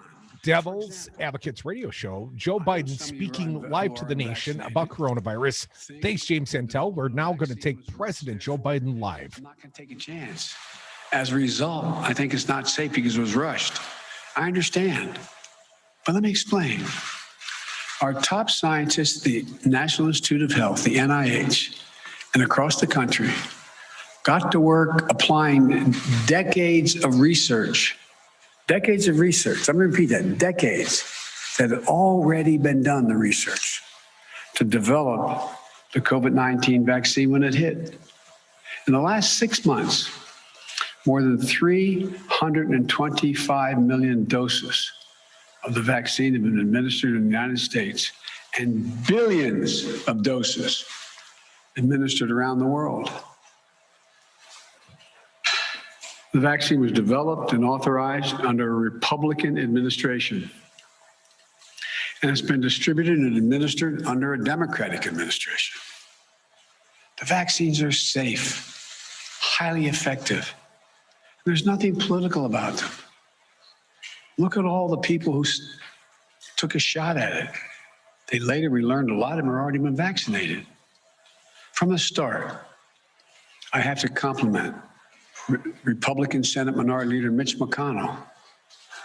He hadn't made it political. He's encouraged people to get vaccinated and continuing to do so. And the state's in pretty good shape. Alabama Republican Governor Kay Ivey recently spoke out to encourage vaccination, and even the commentators on facts who have been belittling this for a long time, some haven't, but many have, are arguing get vaccinated. Look, this is not about red states and blue states. It's literally about life and death. It's about life and death. That's what it's about. You know, and I know people talk about freedom, but I learned growing up in school and from my parents, with freedom comes responsibility. Your decision to be unvaccinated impacts someone else. Unvaccinated people spread the virus. They get sick and fill up our hospitals.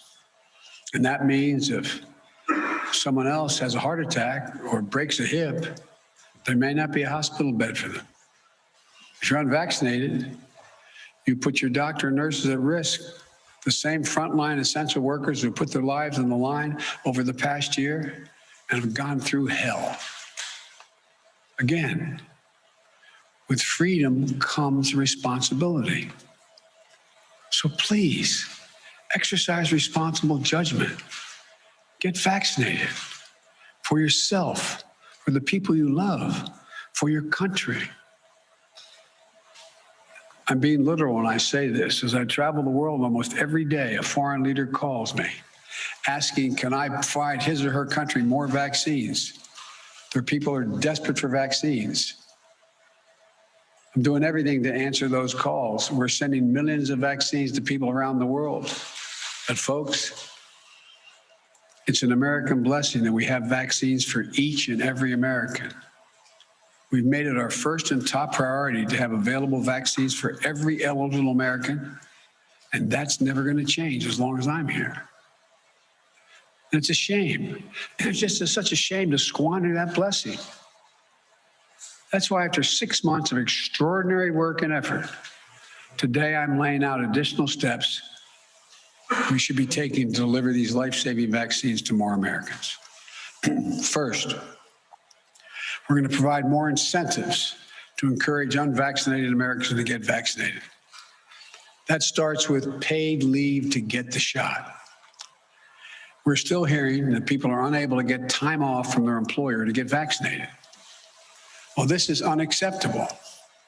For some time now, I've said you should be able to get the shot and still get paid. Thanks to the American Rescue Plan, the federal government is fully reimbursing any small or medium-sized business that provides workers with paid time off to get vaccinated. Employers, this costs you nothing. If you haven't given employees paid time off, do it now, please. Today, I'm announcing that we're taking this a step further. The federal government will now reimburse those employers who give their staffs time off, not only to get themselves vaccinated, but also to get their family members vaccinated. That means employers can get reimbursed if they give parents time off with paid time, paid leave to take their kids or their own parents to get vaccinated. So I'm calling on all employees across the country to give paid time off to get the shot or to help a family member do so. I promise you, it will cost you, the employer, nothing. You'll be reimbursed. Secondly, I'm announcing that we'll continue to work with states to encourage unvaccinated people to get vaccinated. In February, the grocery store chain Kroger's offered $100 to their associates if they get vaccinated, and it worked. Vaccination rates moved up from 50% to 75% among their employees. States like New Mexico, Ohio, and Colorado are offering similar incentive programs that have helped increase vaccination rates. So today, I'm calling on all states and local governments to use funding they have received, including from the American Rescue Plan, to give $100 to anyone who gets fully vaccinated. I know the paying people to get vaccinated might sound unfair to folks who've gotten vaccinated already. But here's the deal. If incentives help us beat this virus, I believe we should use them. We all benefit if we can get more people vaccinated. But in addition to providing incentives to encourage vaccination, it's time to impose requirements on key groups to make sure they're vaccinated. Excuse me. Just this week, we took an important step to protect our veterans. Like many civilian hospital systems are doing, the Department of Veterans Affairs will now require COVID-19 vaccines for doctors and nurses and other healthcare workers who provide medical care for our veterans. We must do everything possible to protect our veterans from getting COVID when they come to get medical care they so richly earn serving their country. We owe them. Next, since many vaccinations are required for active duty military today, I'm asking the Defense Department to look into how and when they will add COVID-19 to the list of vaccinations our armed forces must get. Our men and women in uniform who protect this country from grave threats should be protected as much as possible from getting COVID-19. I think this is particularly important because our troops serve in places throughout the world, many where vaccination rates are low and disease is prevalent. Next, every federal government employee will be asked to attest to their vaccination status. Anyone who does not attest or is not vaccinated will be required to mask no matter where they work, test 1 or 2 times a week to see if they've acquired COVID, socially distance, and generally will not be allowed to travel for work. Likewise, today, I'm directing my administration to take steps to apply similar standards to all federal contractors. If you want to do business with the federal government, get your workers vaccinated. Look at the Chamber of Commerce, representing tens of thousands of American businesses, the National Association of Manufacturers. The Business Roundtable, which comprises of the largest and biggest corporations in America. They're all applauding the actions the federal government is taking and urge them to follow suit. I also commend the National Football League. It has announced that if there are outbreaks among unvaccinated players and personnel, then the team risks forfeiting games. I urge other sport leagues at every level to take every step they can. Every day, more businesses are implementing their own vaccine mandates. And the Justice Department has made it clear that it is legal to require COVID-19 vaccines. We all want our lives to get back to normal. And fully vaccinated workplaces will make that happen more quickly and more successfully. We all know that in our gut. With incentives and mandates, we can make a huge difference and save a lot of lives. I also want to speak to families with children in school. We can and we must open schools this fall, full time. It's better for our children's mental and emotional well-being, and we can't afford another year out of the classroom. Every school should be open, and we're giving them the tools to be able to do so safely. Even in those areas where they have a higher vaccination, they have a higher rate of COVID. Through the American Rescue Plan, we provided schools billions of dollars to implement safety measures, better ventilation, social distancing, and other measures. In March, when vaccinations were scarce, I prioritized teachers and school workers by utilizing our federal pharmacy program. Almost 90% of educators and school staff are now vaccinated. Additionally, the CDC has provided clear guidance on how all schools can safely protect the kids and bring them back to the classroom. Every student wear a mask. It's that simple. So we funded safety measures in schools, we vaccinated teachers and staff, and we can mask up our kids for further protection. But once again, there's one more thing we need to do. Get more adolescents ages 12 and up vaccinated now that they've been cleared. In the past week, The good news, we've seen the average number of 12 to 17-year-olds getting vaccinated increase 22% per day. Today, I'm asking school districts to host one last pop-up vaccination clinic over the coming weeks for kids ages 12 and up. We're directing the federal pharmacy program to help make that happen. Parents, get your children vaccinated. You do it for so many other things right now. For kids under 12, if and when the vaccines are deemed safe for them, we'll be prepared to get the vaccines administered as quickly and as safely as possible.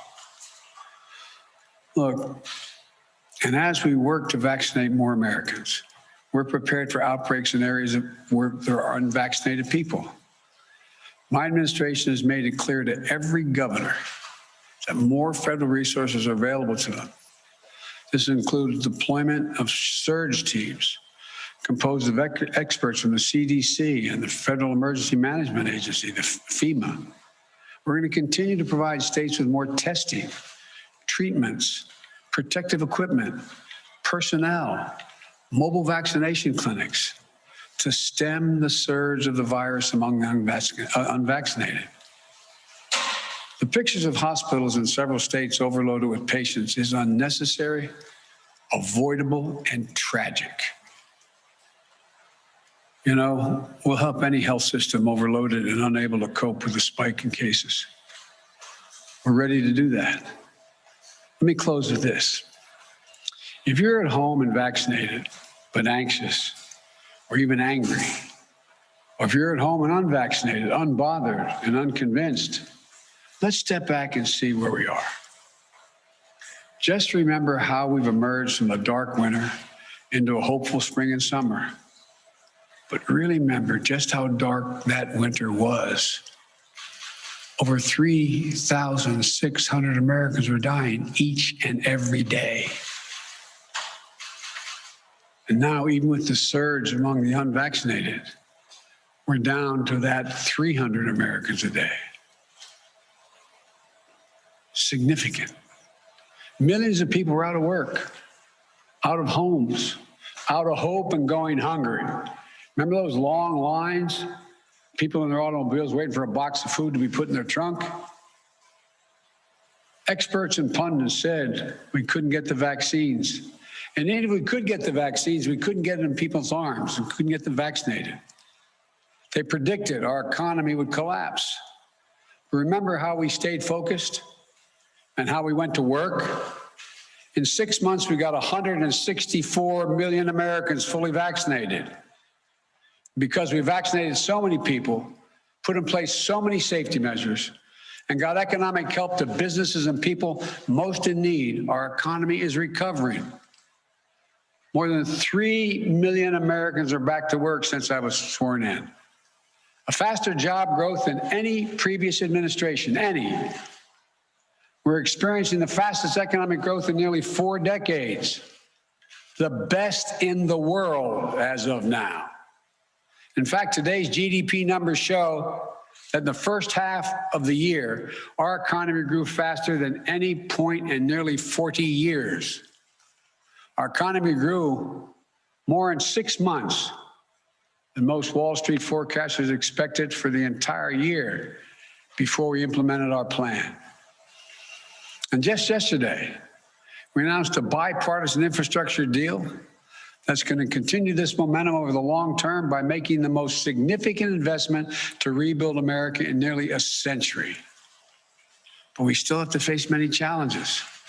We still have a lot of work to do as we readjust to a post-pandemic economy. But we have the right plan. We're coming back. We just have to stay ahead of this virus. I know this is hard to hear. I know it's frustrating. I know it's exhausting to think we're still in this fight. And I know we hope this would be a simple, straightforward line without problems or new challenges. But that isn't real life. We're coming out of the worst public health crisis in 100 years, the worst economic crisis since the Great Depression. As I told you before, I carry a card in my pocket. I hope I have it with me. I have a carry card in my pocket with a number of Americans dead from COVID-19. As of today, this morning, the total deaths in the United States were 609,441. Granted, the death rate per day is way down. It's down to 400 about dead.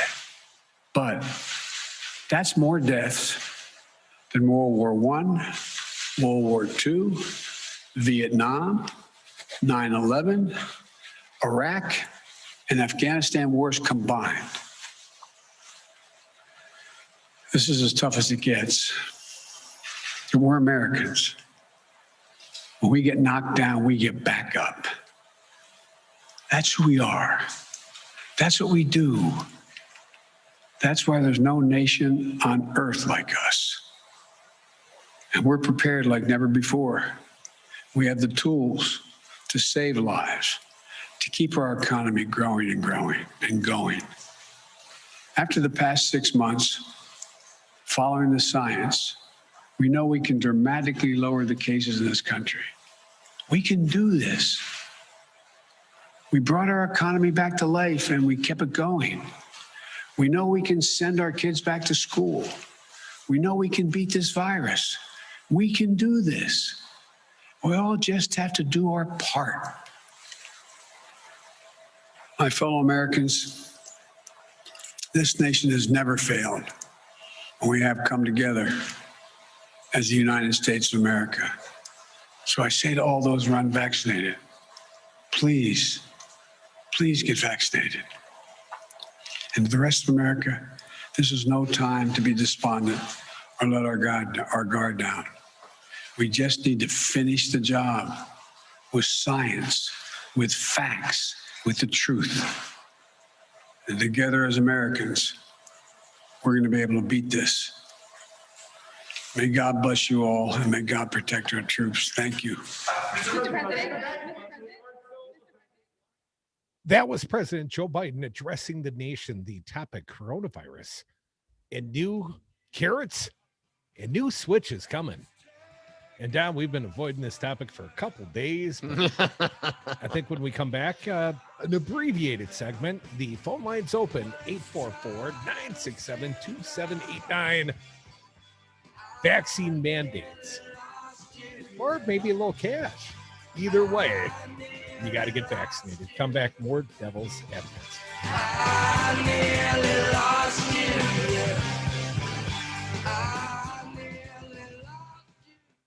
I did what I came to do. 1 in 3 adults has prediabetes. 1 in 3. That means it could be you, your football buddy, your football buddy, or you, your best man, your worst man, you, your dog walker, your cat jogger. While 1 in 3 adults has prediabetes, with early diagnosis, prediabetes can be reversed. Take the risk test at doihaveprediabetes.org. Brought to you by the Ad Council and its prediabetes awareness partners. President Biden's American Jobs Plan would invest in clean energy jobs, move the country towards clean power, and create millions of good-paying jobs for families like yours. It's the most progressive plan to create American jobs in decades. Members of Congress need to hear that this plan would help you and your family. Join Move On's fight to help working families. Text ACT to 668-366 to join Move On. Message and data rates may apply. Paid for by MoveOn.org Civic Action. Hi, this is Dom from the Devil's Advocates inviting you to join us on Patreon.com. Patreon allows for our audience to access exclusive programming not available anywhere else and gives you the ability to directly support the greatest radio show ever. History's patrons have supported the works of Michelangelo, Leonardo da Vinci, Monet, and now with your support, the Devil's Advocates. So please go to Patreon.com and search the Devil's Advocates to pick your subscription. That's Patreon.com and the Devil's Advocates, the greatest radio show ever. The Devil's Advocates. We've got U.S. Senator Ron Johnson, our friend, live via phone. Ron, in all seriousness, if this was Barack Obama, you'd be screaming, "Stormy, stormy, stormy" from the rooftops. You're too young to understand this excuse. This would be the Sergeant Schultz answer. I know nothing. But as the chair of the HISCAC, sir, Homeland Security Governmental Affairs Committee, you could get to the bottom of this, could you not, Ron? I see nothing. I know nothing. Making radio great again.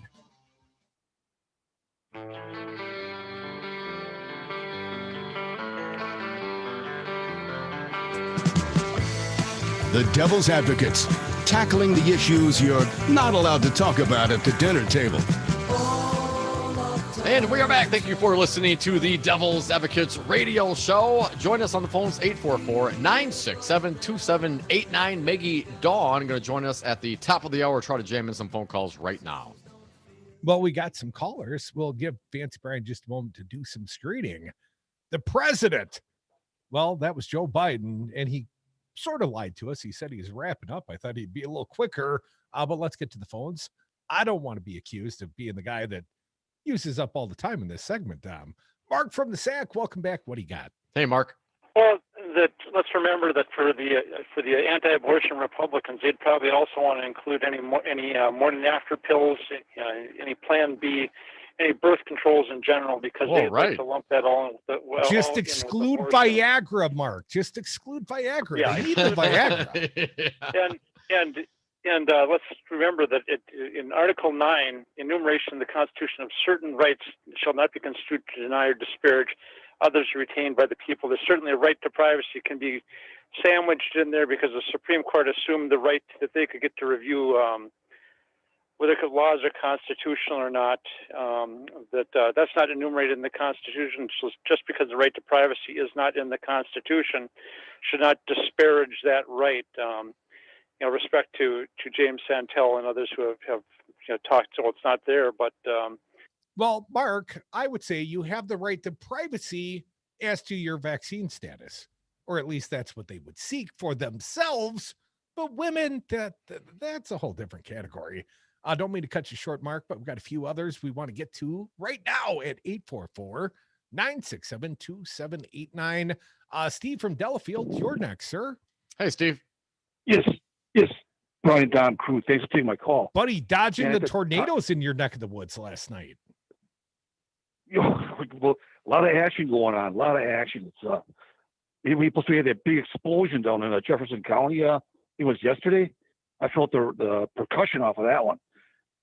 I was going to say at the top of your show, you guys were saying that women should have the right to make decisions regarding their own bodies. We think so. But then for the past few days, you guys have been saying that these same women should be forced to get a COVID shot. And I just, that I Steve, I've never said forced vaccinations. Those I words think have never you come should out of be my mouth. forced to get a COVID shot. I do. I think the Supreme Court's already ruled on this, Steve. It's a pandemic.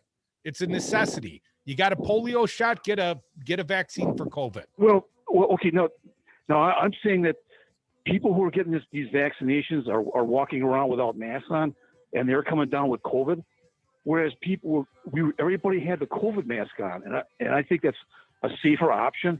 And we almost had this pandemic licked until they removed this mask mandate. Steve, they say with vaccinations and masks, the Delta variant could be crushed in a couple of weeks. And I think we are going to see mask mandates coming back. Joe Biden just set some mandates for the federal government, employees. I mean, I know the unions don't like it, but you know who wants it? The employees. They want to go to work and feel safe. And I've been noticing people are back to wearing masks in public. I'm going to have to call my friend Eddie over at Utima. Come back with us. Our friend Maggie Dawn talking more politics in the 4 o'clock Happier Happy Hour. Guess what? I got a fever. And the only prescription. Hi, this is Brad from Zero Res. If you need someone to help with your carpet cleaning, business or residence, please give us a call. We have the best system available and an amazing team of friendly technicians. Call us at 848-9000 or schedule online at zeroresmadison.com. Chad's Design Build is proud to sponsor the Summer of Love on Devil Radio. We are committed to our community to demand better for each and every person. Doing the right thing isn't necessarily easy or inexpensive, but when we take the time to listen and learn, we can build a better community. Thoughtful remodeling is a lot like building an effective, progressive coalition. It takes patience, intelligence, and love. Experience helps too. Thank you, Joe Biden, and thank you, Devil Radio. On behalf of Chad's Design Build, here's to the Summer of Love. Greetings, everyone. This is Nate Tim inviting you to my new show, Lay of the Land, about life and politics in rural Wisconsin. Please join me at 7 p.m. Thursday, August 5th for ideas, guests, and conversation on Devil Radio. You are listening to WTTN Columbus, W224EG Madison, always streaming at doubleradio927.com. AP News. I'm Ed Donahue. President Biden says he needs to give some straight talk. Our experts tell me that cases will go up further before they start to come back down. Millions of federal workers will be required to verify they've been vaccinated against the coronavirus or else face mandatory masking, weekly testing, distancing, and other new rules. Right now, too many people are dying or watching someone they love dying and saying, if I just got vaccinated, if I just. It's heartbreaking. At the White House, the president is also directing the Defense Department to look into adding the coronavirus shot to his list of required vaccinations for members of the military. The recent spike in cases is tied to the Delta variant and people who are not vaccinated. Ohio Republican Congressman Brad Wenstrup says don't listen to what the White House is saying. I just want to tell you, if you're relying on Facebook or Joe Biden or Kamala Harris for your medical advice, you're going to the wrong place. So understand what's taking place here, how science is being politicized. Hospital admissions of coronavirus patients continue to soar in Florida, with at least two areas, Jacksonville and Brevard County, surpassing the previous peaks of last summer's surge. Suni Lee is a gold medal winner. It's just so surreal, and I haven't even let it sink in yet. In Tokyo, Lee won gold for the U.S. in the women's gymnastics all-around. Simone Biles had withdrawn, citing her mental health. A Los Angeles judge dismissed 1 of 11 sexual assault counts against Harvey Weinstein, giving the former movie mogul and convicted rapist a minor and possibly temporary victory. The House passed emergency legislation that will boost security at the Capitol and repay outstanding debts from the January riot. Stocks finished higher, the Dow up 153 points. The S&P 500 clawed back the ground it lost. This is AP News. Is your bathroom looking old and worn out? Want to update it, but you don't know where to start? Then let BCI Bath & Shower show you how to turn that old bath into an aisle of beauty and functionality. Our residential bathroom solutions provide the best value on the market, and our customer service is second to none. Our cost-effective BCI Bath & Shower family of products has what you need. Remodeling our bathroom was a big decision for us. They didn't make a mess out of our house at all. And at the end of the day, we had a beautiful new bathroom. And it was a great experience the whole way through. We have the best monthly payment programs in the industry, with payments as low as $68 per month or no interest, no payments for 18 months. That's right. Get the bathroom of your dreams now and pay for it in 2021. Call 1-800-303-2352 for a free no-obligation price quote. That's 1-800-303-2352. When you want quality bathroom products at a great price, it's got to be BCI Bath & Shower. That's 1-800-303-2352.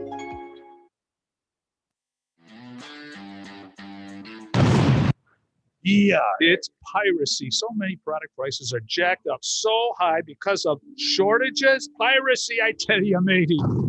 So keep your sights on Crazy Lenny's e-bikes. They have the low price reputation. Low price. We saw this coming 10 months ago. We started buying more bikes, 100 bike containers, so we could keep our low price image. Shiver me timbers. Give us an example. E-bikes with 40-mile range, with disc brakes, with torque controller. Retail $1,900. Nope, not at my store. Just $844. $1,900 bike for $844. That is crazy.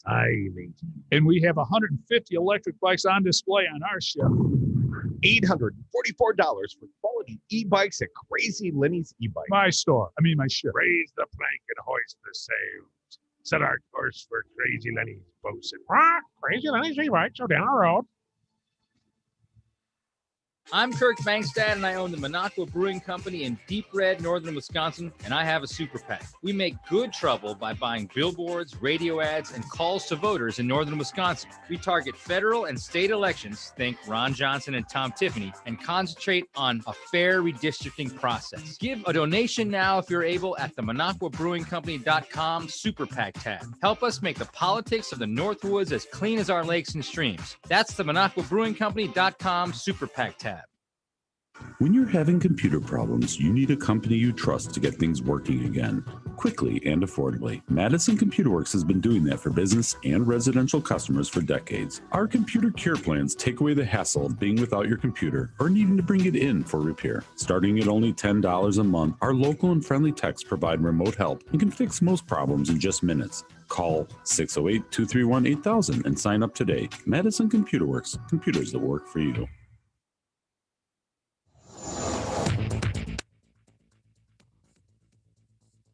For Devil Radio, 92.7 FM and WTTN 1580 AM, I'm Luke Mathers with your headlines. During the midst of the COVID-19 pandemic, virtual school enrollment surged for the 2020-2021 school year. Districts and virtual charter schools expect some of that demand to continue throughout the tail end of the pandemic and beyond. The Madison Metropolitan School District will pilot its own virtual option for roughly 200 students this upcoming school year. Wisconsin officials anticipate receiving data from the 2020 census this August, and some municipalities are concerned the time crunch will diminish public input in the redistricting process before the November 23rd deadline. Forecast of a combination of clouds and sunshine today with winds up to 15 miles an hour and a high today of 85 degrees. Partly cloudy skies expected this evening with an overnight low of 60 degrees. You're listening to Devil Radio, 92.7 FM and WTTN 1580 AM.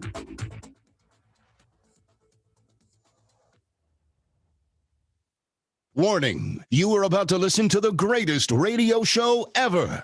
And due to contractual obligations and to shield our airwaves corporate licensees from any semblance of liability, responsibility, and gullibility, we must tell you the views represented on this show are not necessarily those of this station or its management. This radio show contains differing points of view on current political topics, and due to the nature of its contents, it should be heard by everyone. Thank you for listening. 3, 2, 1. Now live from the heart of liberal Wisconsin, where the political party is just beginning, welcome to the Devil's Advocate Show. Best friends proving it's never personal, only politics. Please allow me to introduce myself. Now here are your hosts, Dom and Crute. Welcome back to the Devil's Advocates Radio Show. Dominic, a Thursday that feels a lot like a Friday. It's the 4 o'clock happy hour. And I'm happy to announce we're joined right now, live via phone, by a good friend of ours. She is attorney Margaret Dawn, the Mad Dog. Maggie Dawn, welcome back to the Devil's Advocates Radio Show. Hey, guys. Good to be here. Well, happy almost Friday to you, Maggie. Got to start with a troubling headline out of the state of Wisconsin, and it's not the tornadoes in the state of emergency. It's Steve Nass, Republican senator, who effectively is trying to block the UW system from having any sort of, let's just say, COVID protocols for the fall. First and foremost, do you think it's an appropriate thing for the Republicans to basically take that power away from the UW system? And Maggie, all things considered, where do we stand on vaccine mandates for the kids? Great question. There's a board of regents for the UW system for a reason, and it is specifically to depoliticize decisions about the educational system throughout Wisconsin.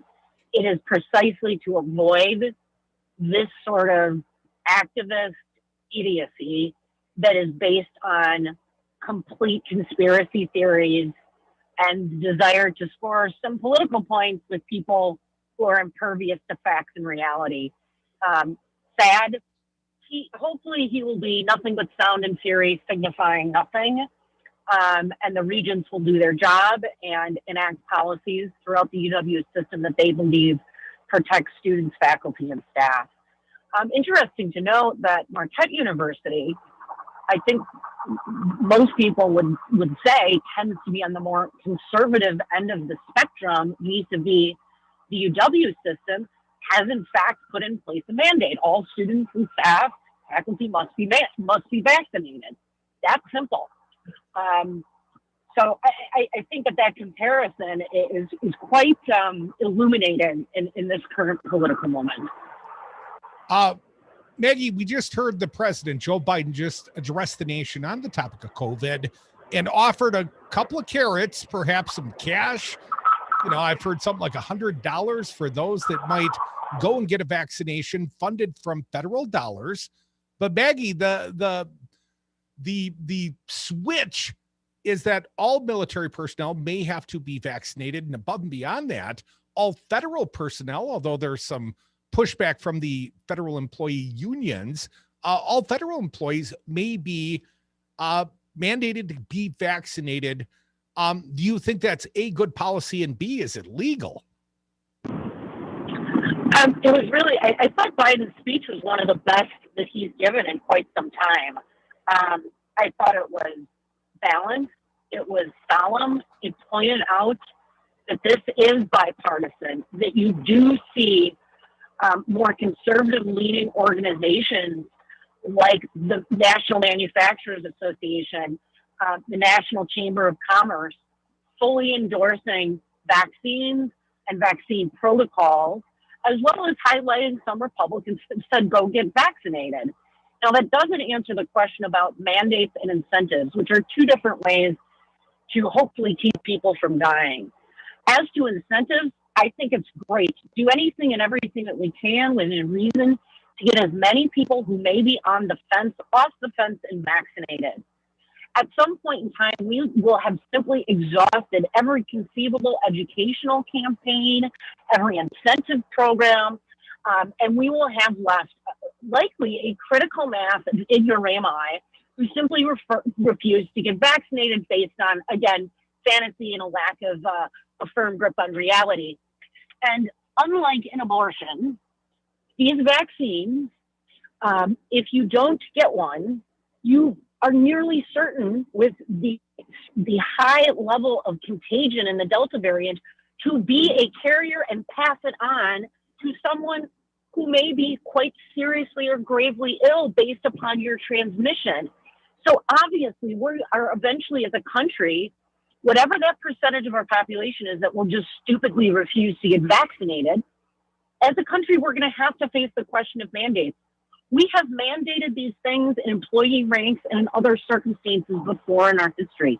The DOJ, as the president has pointed out, has weighed in and said employers can mandate vaccines. I think that time is fast approaching when that may be the direction that employers begin going in. Certainly for the armed services. You want to talk about congregate living situations? Yeah, what I'd really like to be in right now is a barracks somewhere in some developing world country, interacting with the public, and then sleeping with all of my squad and not knowing if they've all been vaccinated. I mean, how stupid can we get? So again, I think you're going to see elements of the federal government, elements of state and local governments, and certainly I think there are clearly some private businesses that want to mandate vaccines. Cruise ships, which are just cesspools, hotspots of potential contagion. I think there's not a question of if, it's but when we're talking about mandates. And the DOJ is saying it's legal to mandate them by employers. So I think that, again, we're simply going to come to that point.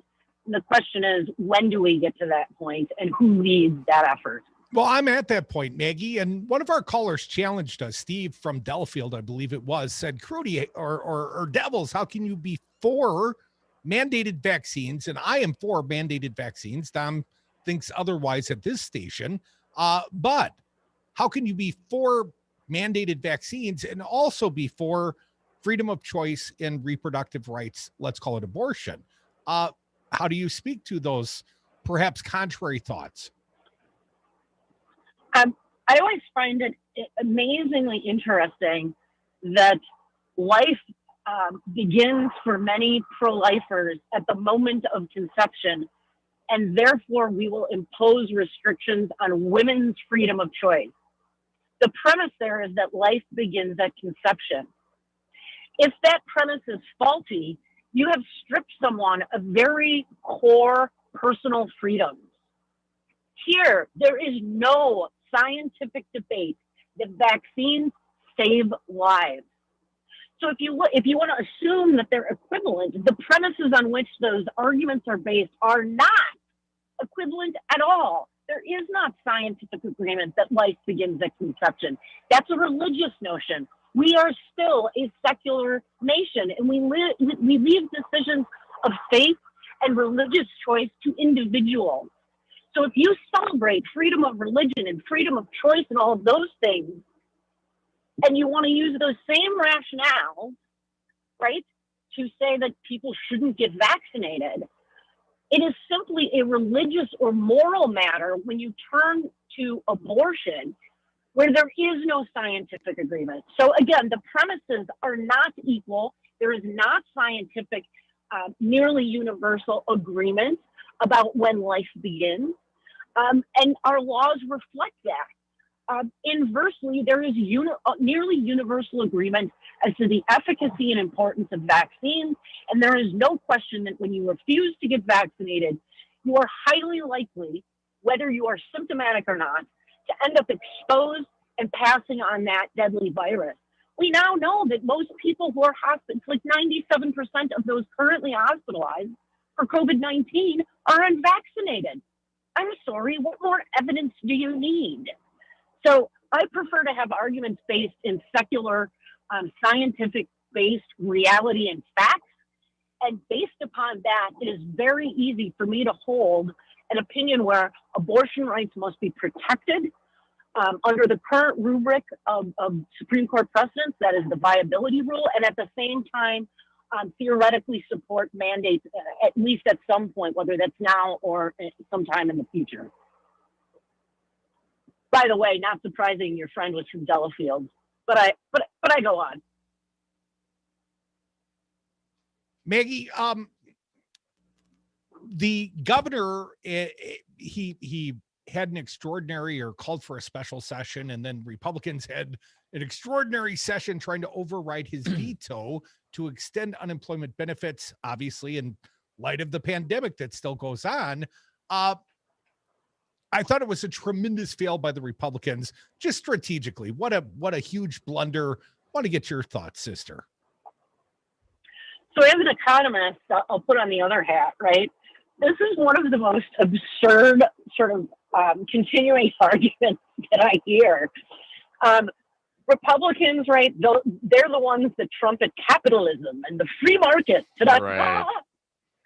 And then at the same moment, they're saying, well, let's not give anybody extended unemployment benefits because, of course, people are taking the unemployment benefits instead of returning to work, and that's hurting our economy. Well, with respect, dear capitalist-loving conservatives, when supply is low, you raise wages and more workers will magically appear.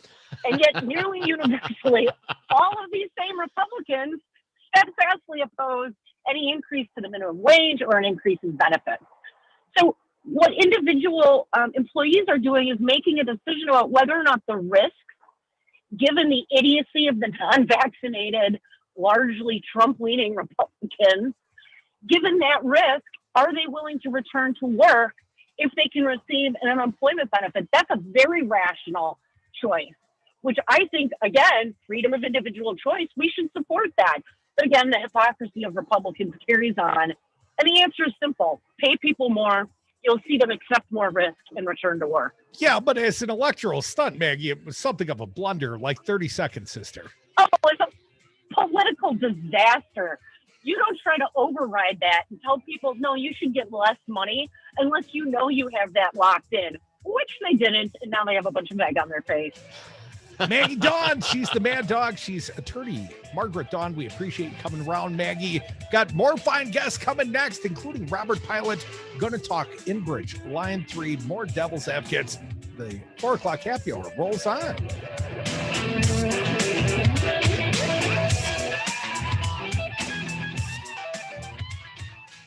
We're like the stupid people. Feeling freaky all night, you need to vax that thing up. You're like a herd mentality. The Devil's Advocates are taking the political party back to State Street, the Madison's party destination, Hawks Bar and Grill. Tuesday, August 24th, the Devil's Advocates broadcast live from How's it going, Robert Pilot? And then the Summer Lovin' Party really begins. Doing good. You're looking good, my friend. Oh, right on. You too. But Well, the I Devil's tried. Advocates have trained our whole lives for this. We were I'm built coming to for Madison summer weather. tomorrow. Come to Hawks. Yeah, we're gonna make sure you get set up here. Party with That's the Devil's awesome. Advocates. Yeah, you're gonna be working with our buddy Evan. He's looking forward to it. Right on. And I'll get This is some Pat Slattery of Slattery's Automotive free Service. T-shirts from down there. Established in 1973. Oh, yeah, I've for been sure. Servicing and repairing cars. And just bring a thumb drive with all your cuts, and we'll play them out for you whenever you need. Needs and fix it right the Oh, first time. Give me a call. we'll do everything from my end. I'll just be a guest of the show. Oh, okay, gotcha. Cool, awesome. Yeah, Slattery's Wendy will Automotive still be here, and Service. Ogama will still Trusted be choice up for north. local service and Great. repair We'll be good. for all your automotive needs. Word. That'll work out.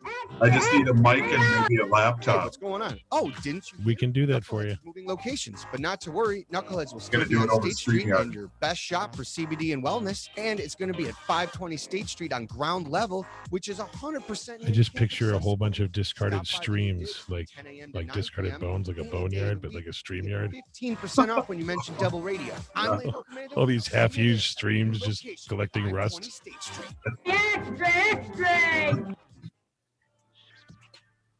Do you want Wisconsin to suck? I don't. That's why you're listening to me now. I'm Hawk, owner of the Jade Monkey. Come to the Monkey and tell them you're there because the devil sent you. Then I can spend more money on ads and help Devil Radio keep Wisconsin from spiraling into post-apocalyptic Republican suckage. I mean, that's Iowa's job. Buy a round of the Jade Monkey and save Wisconsin one drink at a time. Suck down drinks so we don't have to suck. Like, wow, Scoob, it's Devil Radio. Rebel Radio.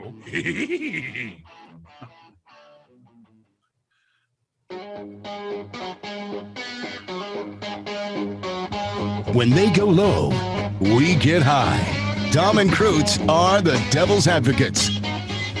And we are back from the 420 break. Thank you so much for listening to the Devil's Advocates Radio Show. Take us with you everywhere you go. The Devil Radio app. Download the app at your favorite app store. Just search and download Devil Radio. Dominic, want to thank our most recent guest, Maggie Dawn. She's the Mad Dog Milwaukee County Corporate Counsel. See how we kind of boxed you out for that whole segment, Dom? Kind of monopolized it. Yeah, that's a little technical issue on my end. We got another fine guest joining us right now, live via Zoom. He is Robert Pilot. He is the host of Native Roots Radio. Plays out right here on Devil Radio each weekday evening, beginning at 6 o'clock. Robert, welcome back to the Devil's Advocates Radio Show. Wow, Peeny Geegy, and wow, you guys are on fire here in the Twin Cities. I just got to say that so many people are listening to you, and I'm excited. I'm listening to you, and this has just been a great partnership. And we get phone calls too from Dane County, and we all know where that is, and so that's been really exciting for Native Roots Radio. Well, nice. Thank you, Robert. We're excited to have you in the lineup, and I got to tell you, you're on today by popular demand of our audience. People have been telling me we want coverage of Line 3. What's happening with Enbridge Line 3? Well, Robert, it starts with the conversation with you. What is happening Enbridge Line 3, sir? Well, it's a lot of disappointments, and it's really been hard because as you guys know and listen to our show, that we lead off a lot of days, almost every day, about what's happening up there. There's 4 or 5 different camps up there, and we're having basically another Standing Rock here in Minnesota, except it isn't in one place. It's all over. And the militarization of our police and the militarization of our police that are protecting a foreign company, which, you know, last time I checked, Canada is a foreign company, drilling through our rice pads. And we all know that pipelines leak, and they already just had a large frack out just a few days ago. So not good news, and it's really been daunting this last 2 months, because we had a governor who ran on and talked specifically to our Native communities up in the deep north, Winona Lake, Leduc likes to call it the occupied north. We had a person who ran for governor said not to worry about. It's almost a replay of what Obama said in North Dakota a year before Dakota Access Pipeline happened. But he is nowhere to be seen. Our Native American lieutenant governor is nowhere to be seen, and it's been very disappointing here in the land of 10,000 frackouts. My understanding, Robert, Governor Walz, Tim Walz of Minnesota, is actually supportive of Line 3. Maybe that's not an entire picture, but he seemingly has a supportive posture. Yeah, and a lot of people do. But when he was pandering for, we through Native Roots Radio and other Native groups during this last election and his election, we got 9,000 Native Americans that had never voted before registered to vote for him because he promised that he would stop Line 3. So we have texts, communications, tweets from himself in 2019 and 20 saying that. And so now he's reneged. Our lieutenant governor is from up there. And she's not really, I haven't seen her pick up a protest sign, but she has a few letters she sent out of support of against Line 3. But that's not going to make it when you're running on certain things. And so there's a lot of people upset with our lieutenant governor and governor here in Minnesota. And I live in an urban area here. I live in St. Paul, and we see stop Line 3 signs all over the place. Now, Enbridge has a terrible reputation, Robert Pilot. Enbridge, I recall the butamin spill into the Kalamazoo River. It was like 18 hours before they even notified anyone they were spilling. The cleanup, it goes on continuously. And we've had problems with Enbridge. We got friends that listen to us. Ronnie Monroe first brought, I believe, Line 5 to our attention. What is so troubling about this Line 3? Tell the people why they should be concerned specifically about this pipeline. Well, three things. One thing is we're in a drought. We're in a major drought. And Enbridge got okayed by our DNR to frack out, and that means, blowing out water, grabbing water from certain places and bringing it in so they can dig their pipes. We're in a drought, and what they did, this is the first thing, Enbridge said 500,000 gallons they'll need, and then once they got okay, they went, we went 5 billion gallons of water. And so they're taking clean water that you can drink up in the Mississippi and contaminating it with all these chemicals that won't tell us what's in it. And when we had these proprietary, Robert. Pardon me? You'd steal their chemicals. They're all proprietary. Yeah. Easy. Back in the 70s, I might have. But hey, that's another story about State Street I don't want to get into. It's always a little weird getting back to Madison, but I lived there in the 70s, and it was a little different back then. Things were better. No. Robert, what would you like our audience to do? What kind of action can be taken? I mean, obviously, people are concerned about this. What is an action plan? What do you want to see happen? Talk to the governor. What I want to see happen is they stop digging in sacred grounds and rice paddies and taking our water. And we all know, as you just mentioned, pipelines leak. And we want them to stop digging totally. We don't need this foreign oil going to foreign countries in China. All this thick oil is going to China. Yeah, but it will create dozens of long-term jobs. That'll make it all worthwhile. He's Robert Pilot. You don't have to respond to that, Robert. Robert Pilot is the host, one of the hosts. He and his wife, Wendy, and Olga, you got quite a team going on there with the Native Roots Radio. Stick around. They covered this Line 3 issue nearly every day, each evening on Devil Radio, 6 to 7 p.m. And using our studios, coming to Madison, broadcasted live from the broadcast bunker. Sorry, I'm going to miss you tomorrow, Robert, but my casa is su casa. Have fun. Thank you, Robert. Come back. More thank you so much. Thanks, Robert. Devil's Advocates. This show continues.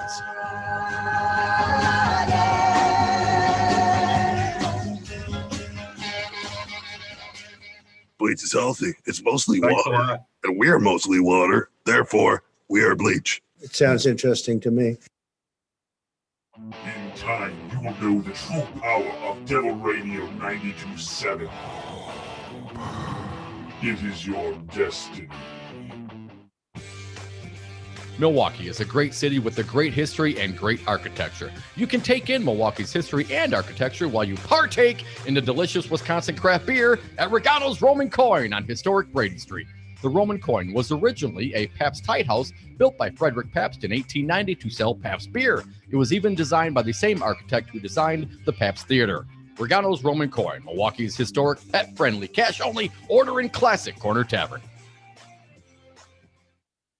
Hey, Dom, how many palindromes can you name in 30 seconds? Race car, mom, dad, reefer, kayak, level. Did I say mom already? You're forgetting one really important one. Zero res. Not only is it the coolest palindrome ever, it's also our favorite. Right, I remember. Why is that again? They advertise with us. Zero res, my favorite palindrome. And carpet cleaner.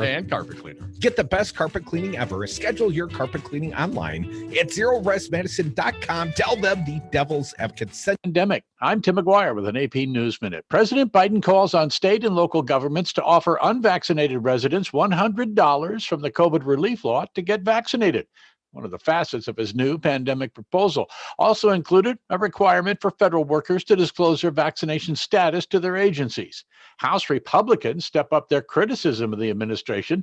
New York Congresswoman Elsie Stefanik. America is in crisis because of President Biden and Nancy Pelosi's failed leadership and their radical far-left socialist agenda. Greatest increase in COVID cases, hospitalizations, and deaths in this country are among unvaccinated people in states and counties with very low vaccination rates. First Lady Jill Biden having a medical procedure today at Walter Reed National Military Medical Center to remove an object she got in her foot while walking on the beach in Hawaii. It happened after she had arrived there from Japan after attending the opening of the Olympics. I'm Tim McGuire. Is your bathroom looking old and worn out? Want to update it, but you don't know where to start? Then let BCI Bath and Shower show you how to turn that old bath into an aisle of beauty and functionality. Our residential bathroom solutions provide the best value on the market, and our customer service is second to none. Our cost-effective BCI Bath and Shower family of products has what you need. Remodeling our bathroom was a big decision for us. They didn't make a mess out of our house at all. And at the end of the day, we had a beautiful new bathroom. And it was a great experience the whole way through. We have the best monthly payment programs in the industry, with payments as low as $68 per month or no interest, no payments for 18 months. That's right. Get the bathroom of your dreams now and pay for it in 2021. Call 1-800-303-2352 for a free no-obligation price quote. That's 1-800-303-2352. When you want quality bathroom products at a great price, it's got to be BCI Bath and Shower. That's 1-800-303-2352.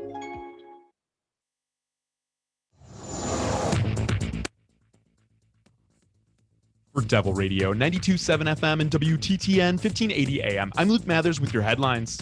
Yesterday, a judge in Milwaukee County revealed he has found probable cause in a 2016 instance of a fatal shooting involving former Wauwatosa police officer Joseph Mensah. The decision comes more than 5 years after the incident, which at the time, the Milwaukee County District Attorney's Office determined the shooting was justified as self-defense. Now, a special prosecutor will be appointed to review the case. The Madison City Plan Commission voted unanimously on Monday to delay the demolition of the Wonder Bar on Olin Avenue ahead of a redevelopment project slated for the site. A group of Madisonians have now submitted an application to make the bar a city landmark. The Milwaukee Brewers completed a trade with the Arizona Diamondbacks yesterday to receive all-star third baseman Eduardo Escobar ahead of tomorrow's MLB trade deadline. You're listening to Devil Radio, 92.7 FM and WTTN 1580 AM.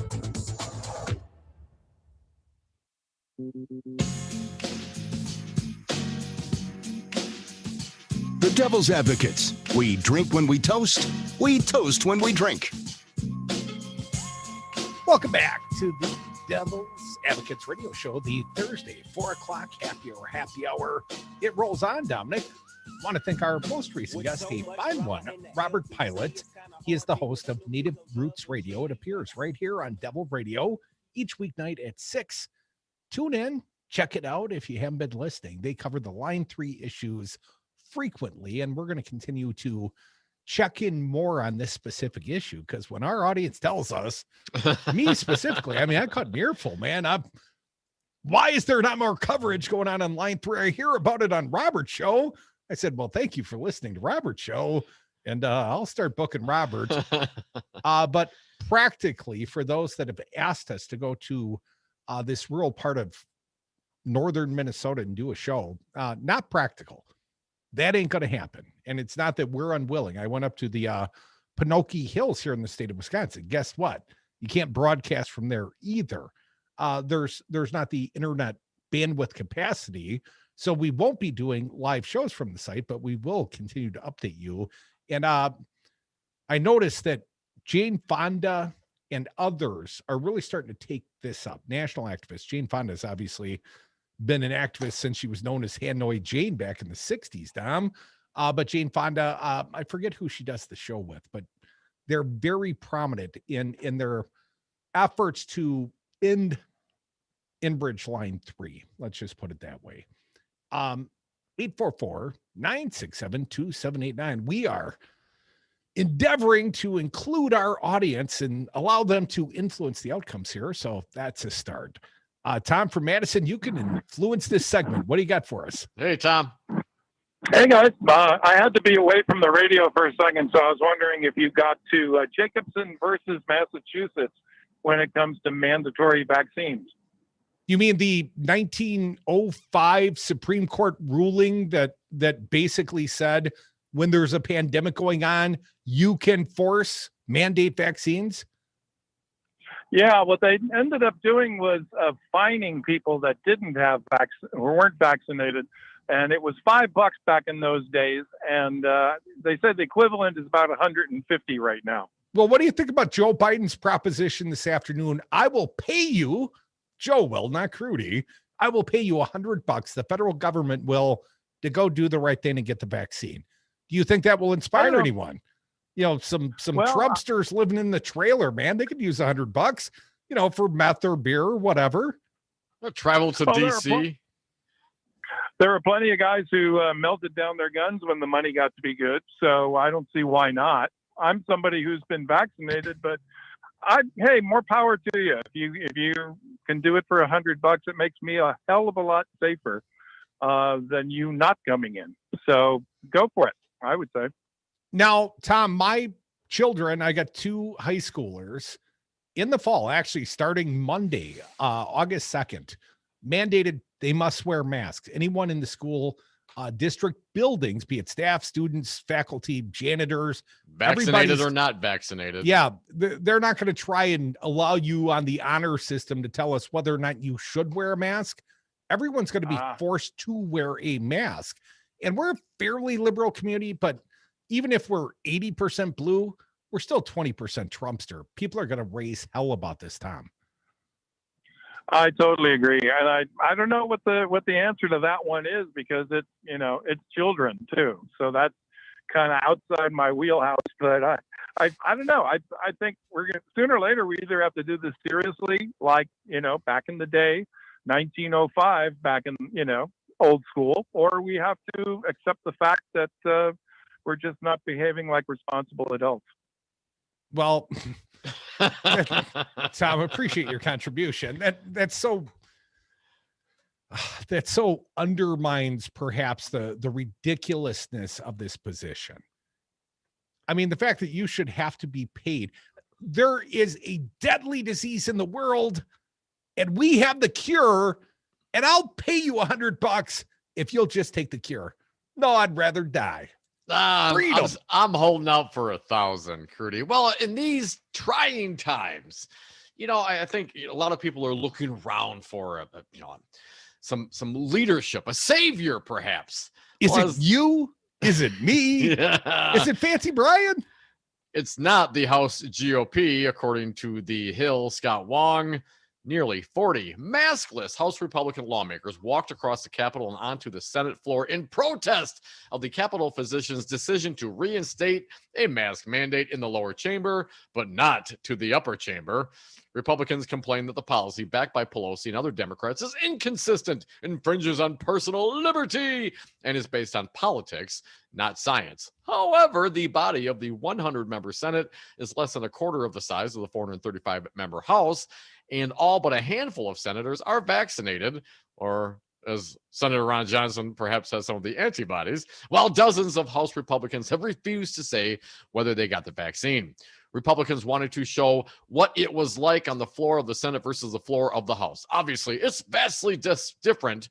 A maskless Rep. Ronnie Jackson, who served as former President Trump's White House physician, told The Hill after the protest. Senators have the freedom to speak without their mask on and be in there, and it's not near as restrictive as it is on the House side. It makes no sense.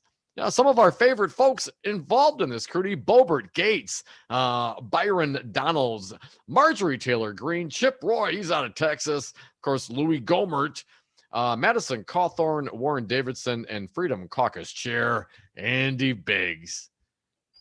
The best and the least bright amongst the best us. of the best of the best, sir.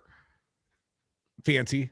These freaking anti-science buttholes. Just, I mean, the same people who go and say, well, I have antibodies because I'm Ron Johnson. I have antibodies.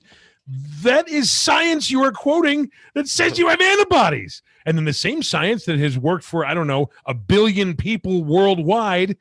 If you want to talk about efficacy, it's 1 billion people worldwide. I think it works. But no, the antibodies, I'm going to trust the science over here, but not the science over here. But I had some guy the other day say that I can't trust science because gravity is a theory. Yeah, gravity is a theory because they haven't figured out how to coordinate between really big things and really tiny things. But you know what? The theory of gravity is accurate enough to put my ass on the moon if they so choose. Well, maybe not you, Fancy. But, they could do it with me. I wouldn't say I'd enjoy it or I'd fit, but definitely they could do it. It could be done. Because of the theory of freaking gravity. If Elon Musk can shoot a car into space, we can get Fancy Brian out of the atmosphere in some way, shape, or form. Why not? Callers, we'll get to you in just a moment. Be patient.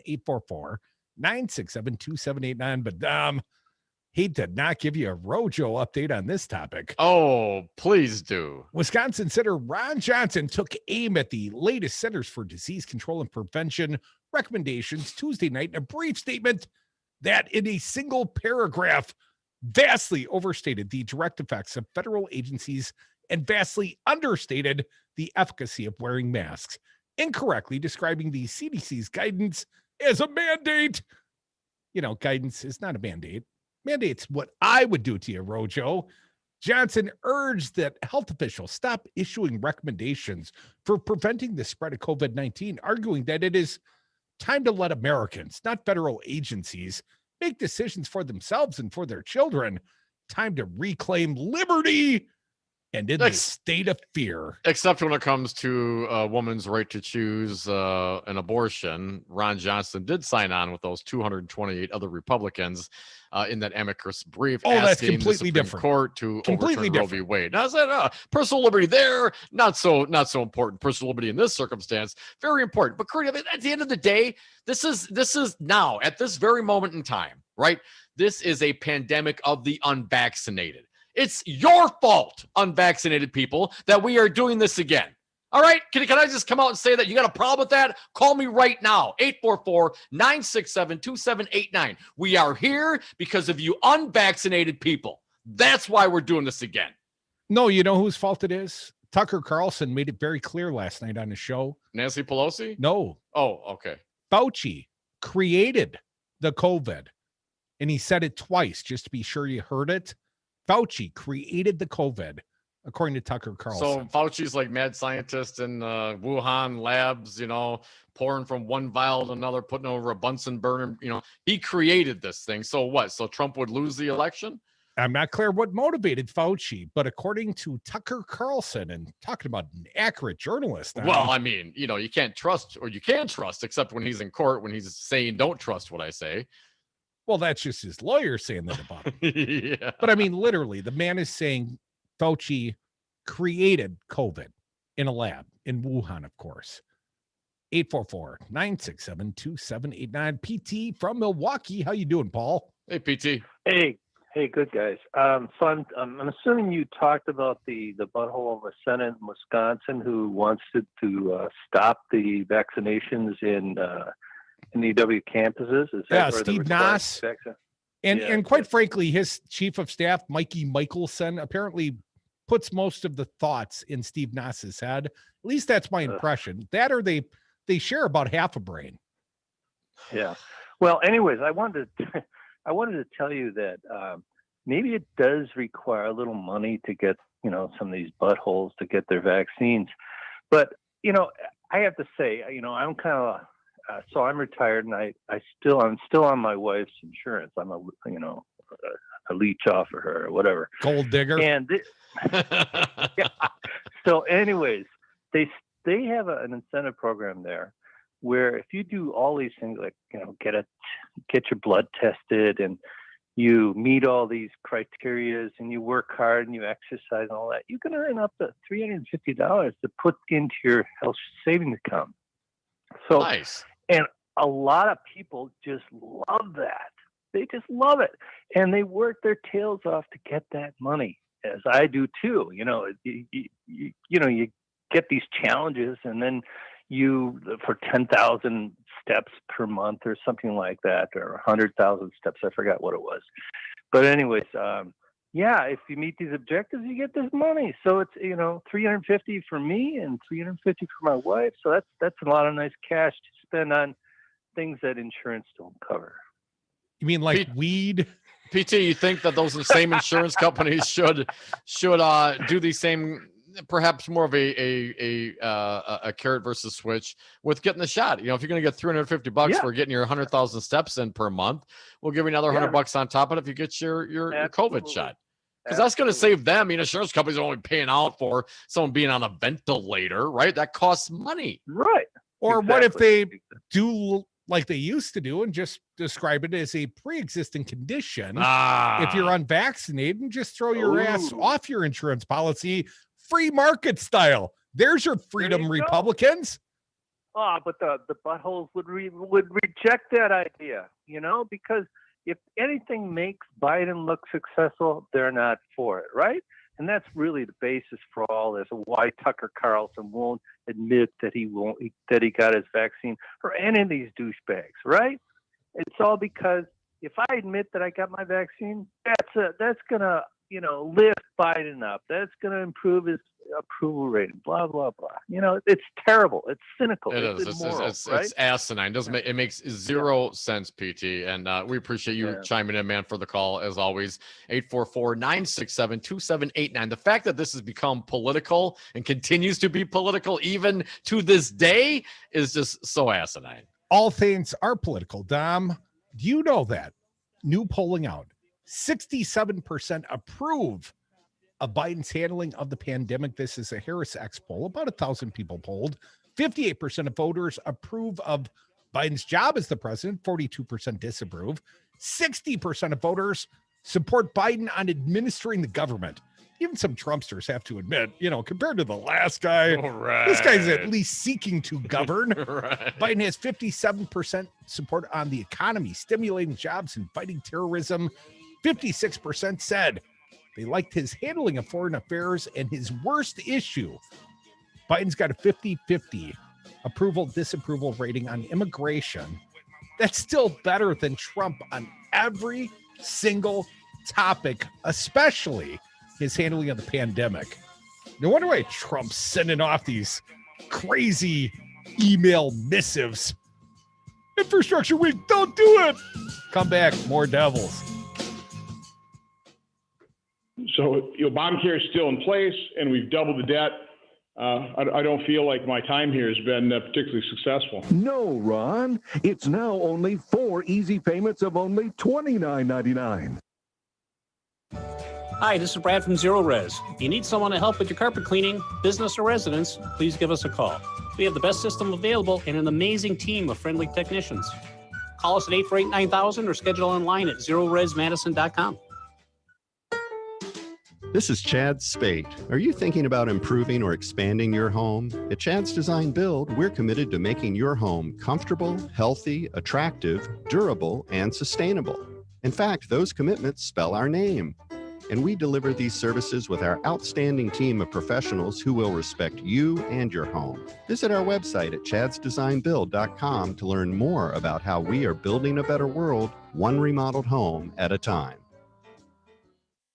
You feeling stressed or anxious, trying to figure out this new world? Maybe just feeling sore after all that summer yard work? You should come try Knuckleheads. With a new location at 520 State Street, Knuckleheads has the best CBD and wellness products Madison has to offer.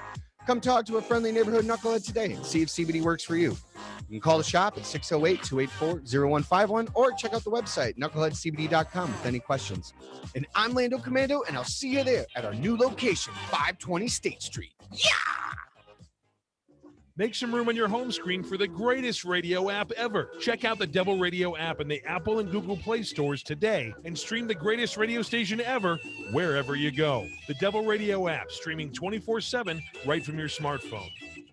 I've already guaranteed this will be my last term. I'm doing this because I want to solve these problems. Was it problem solving when you blocked COVID relief or when you downplayed the insurrection? I want to do it because I'm so concerned about the direction of this country. I've got something to offer. Like becoming a hydroxychloroquine salesman? I'll go home, smile on my face, realizing I'd left it all on the field. You must be exhausted. I don't feel like my time here has been particularly successful. Go home. This message was paid for by the People for People Corporation. Donate online at p4ppc.org. Stay informed with progressive news and talk on Devil Radio 92.7 FM and WTTN 1580 AM, McFarland's choice for essential radio.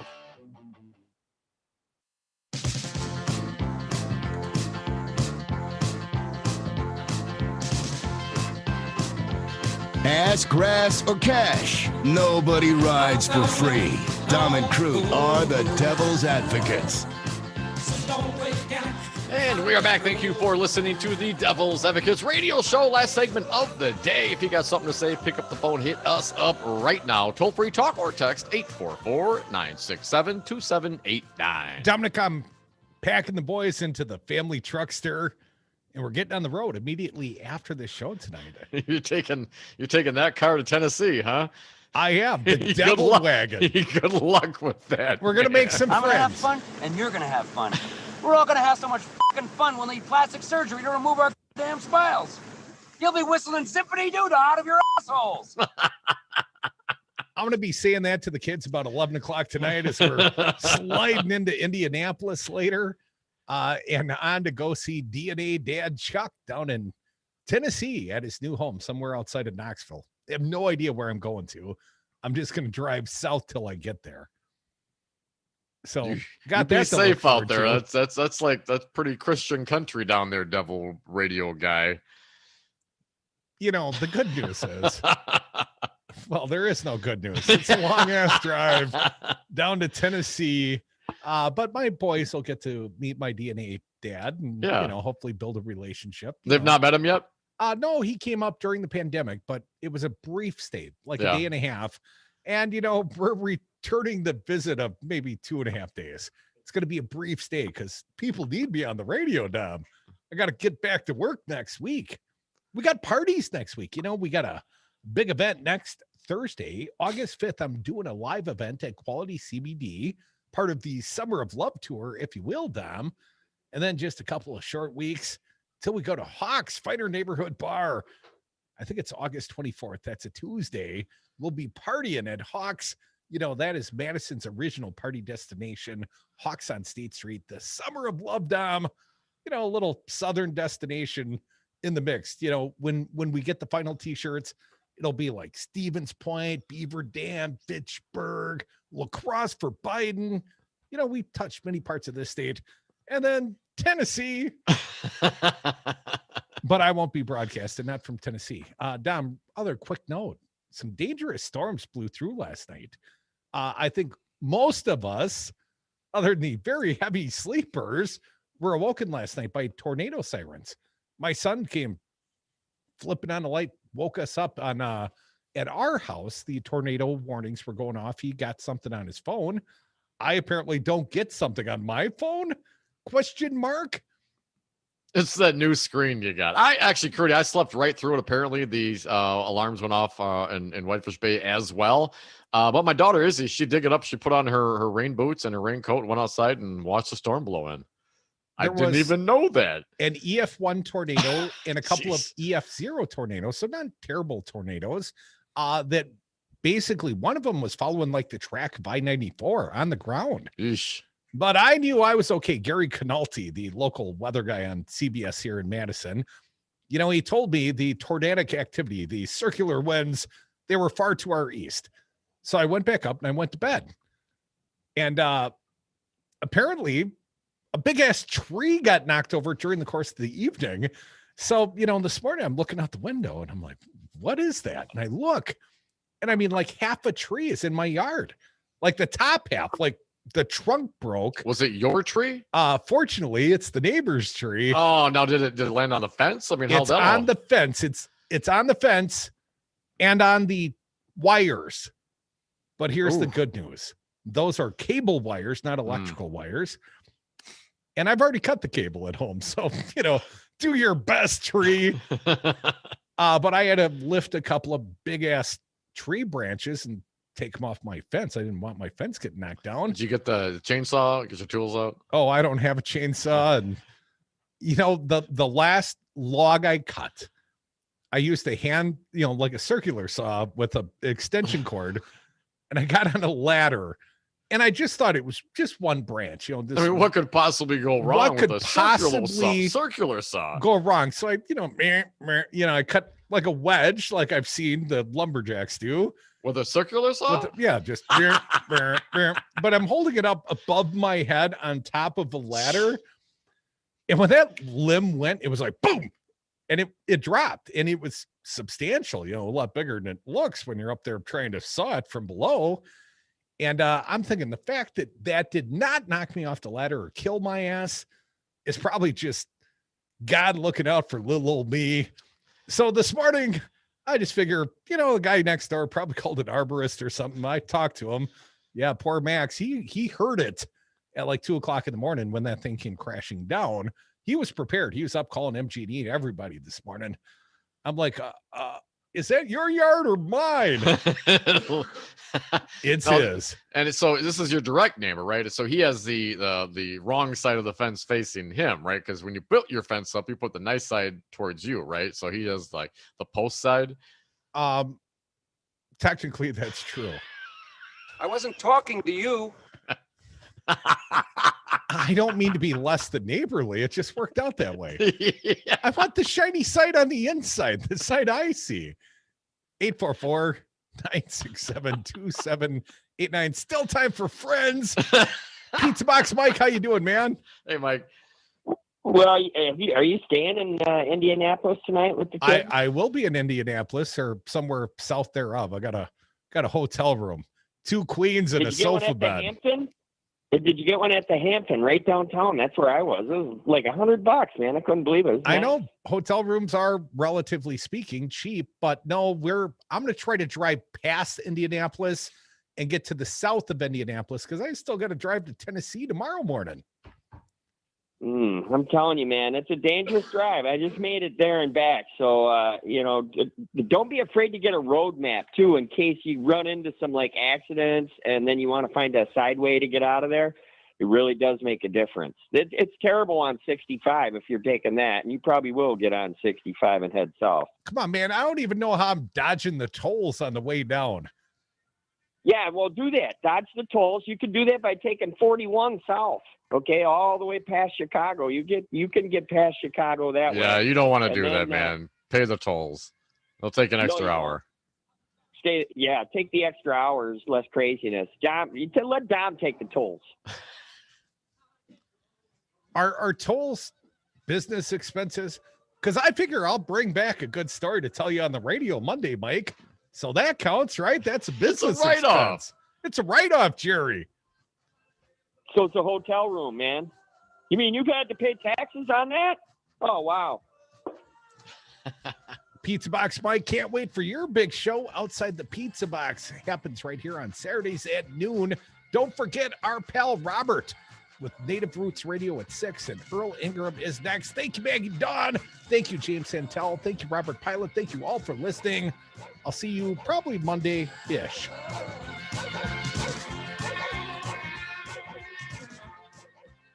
I got a lot of problems with you people. Now, you're going to hear about it.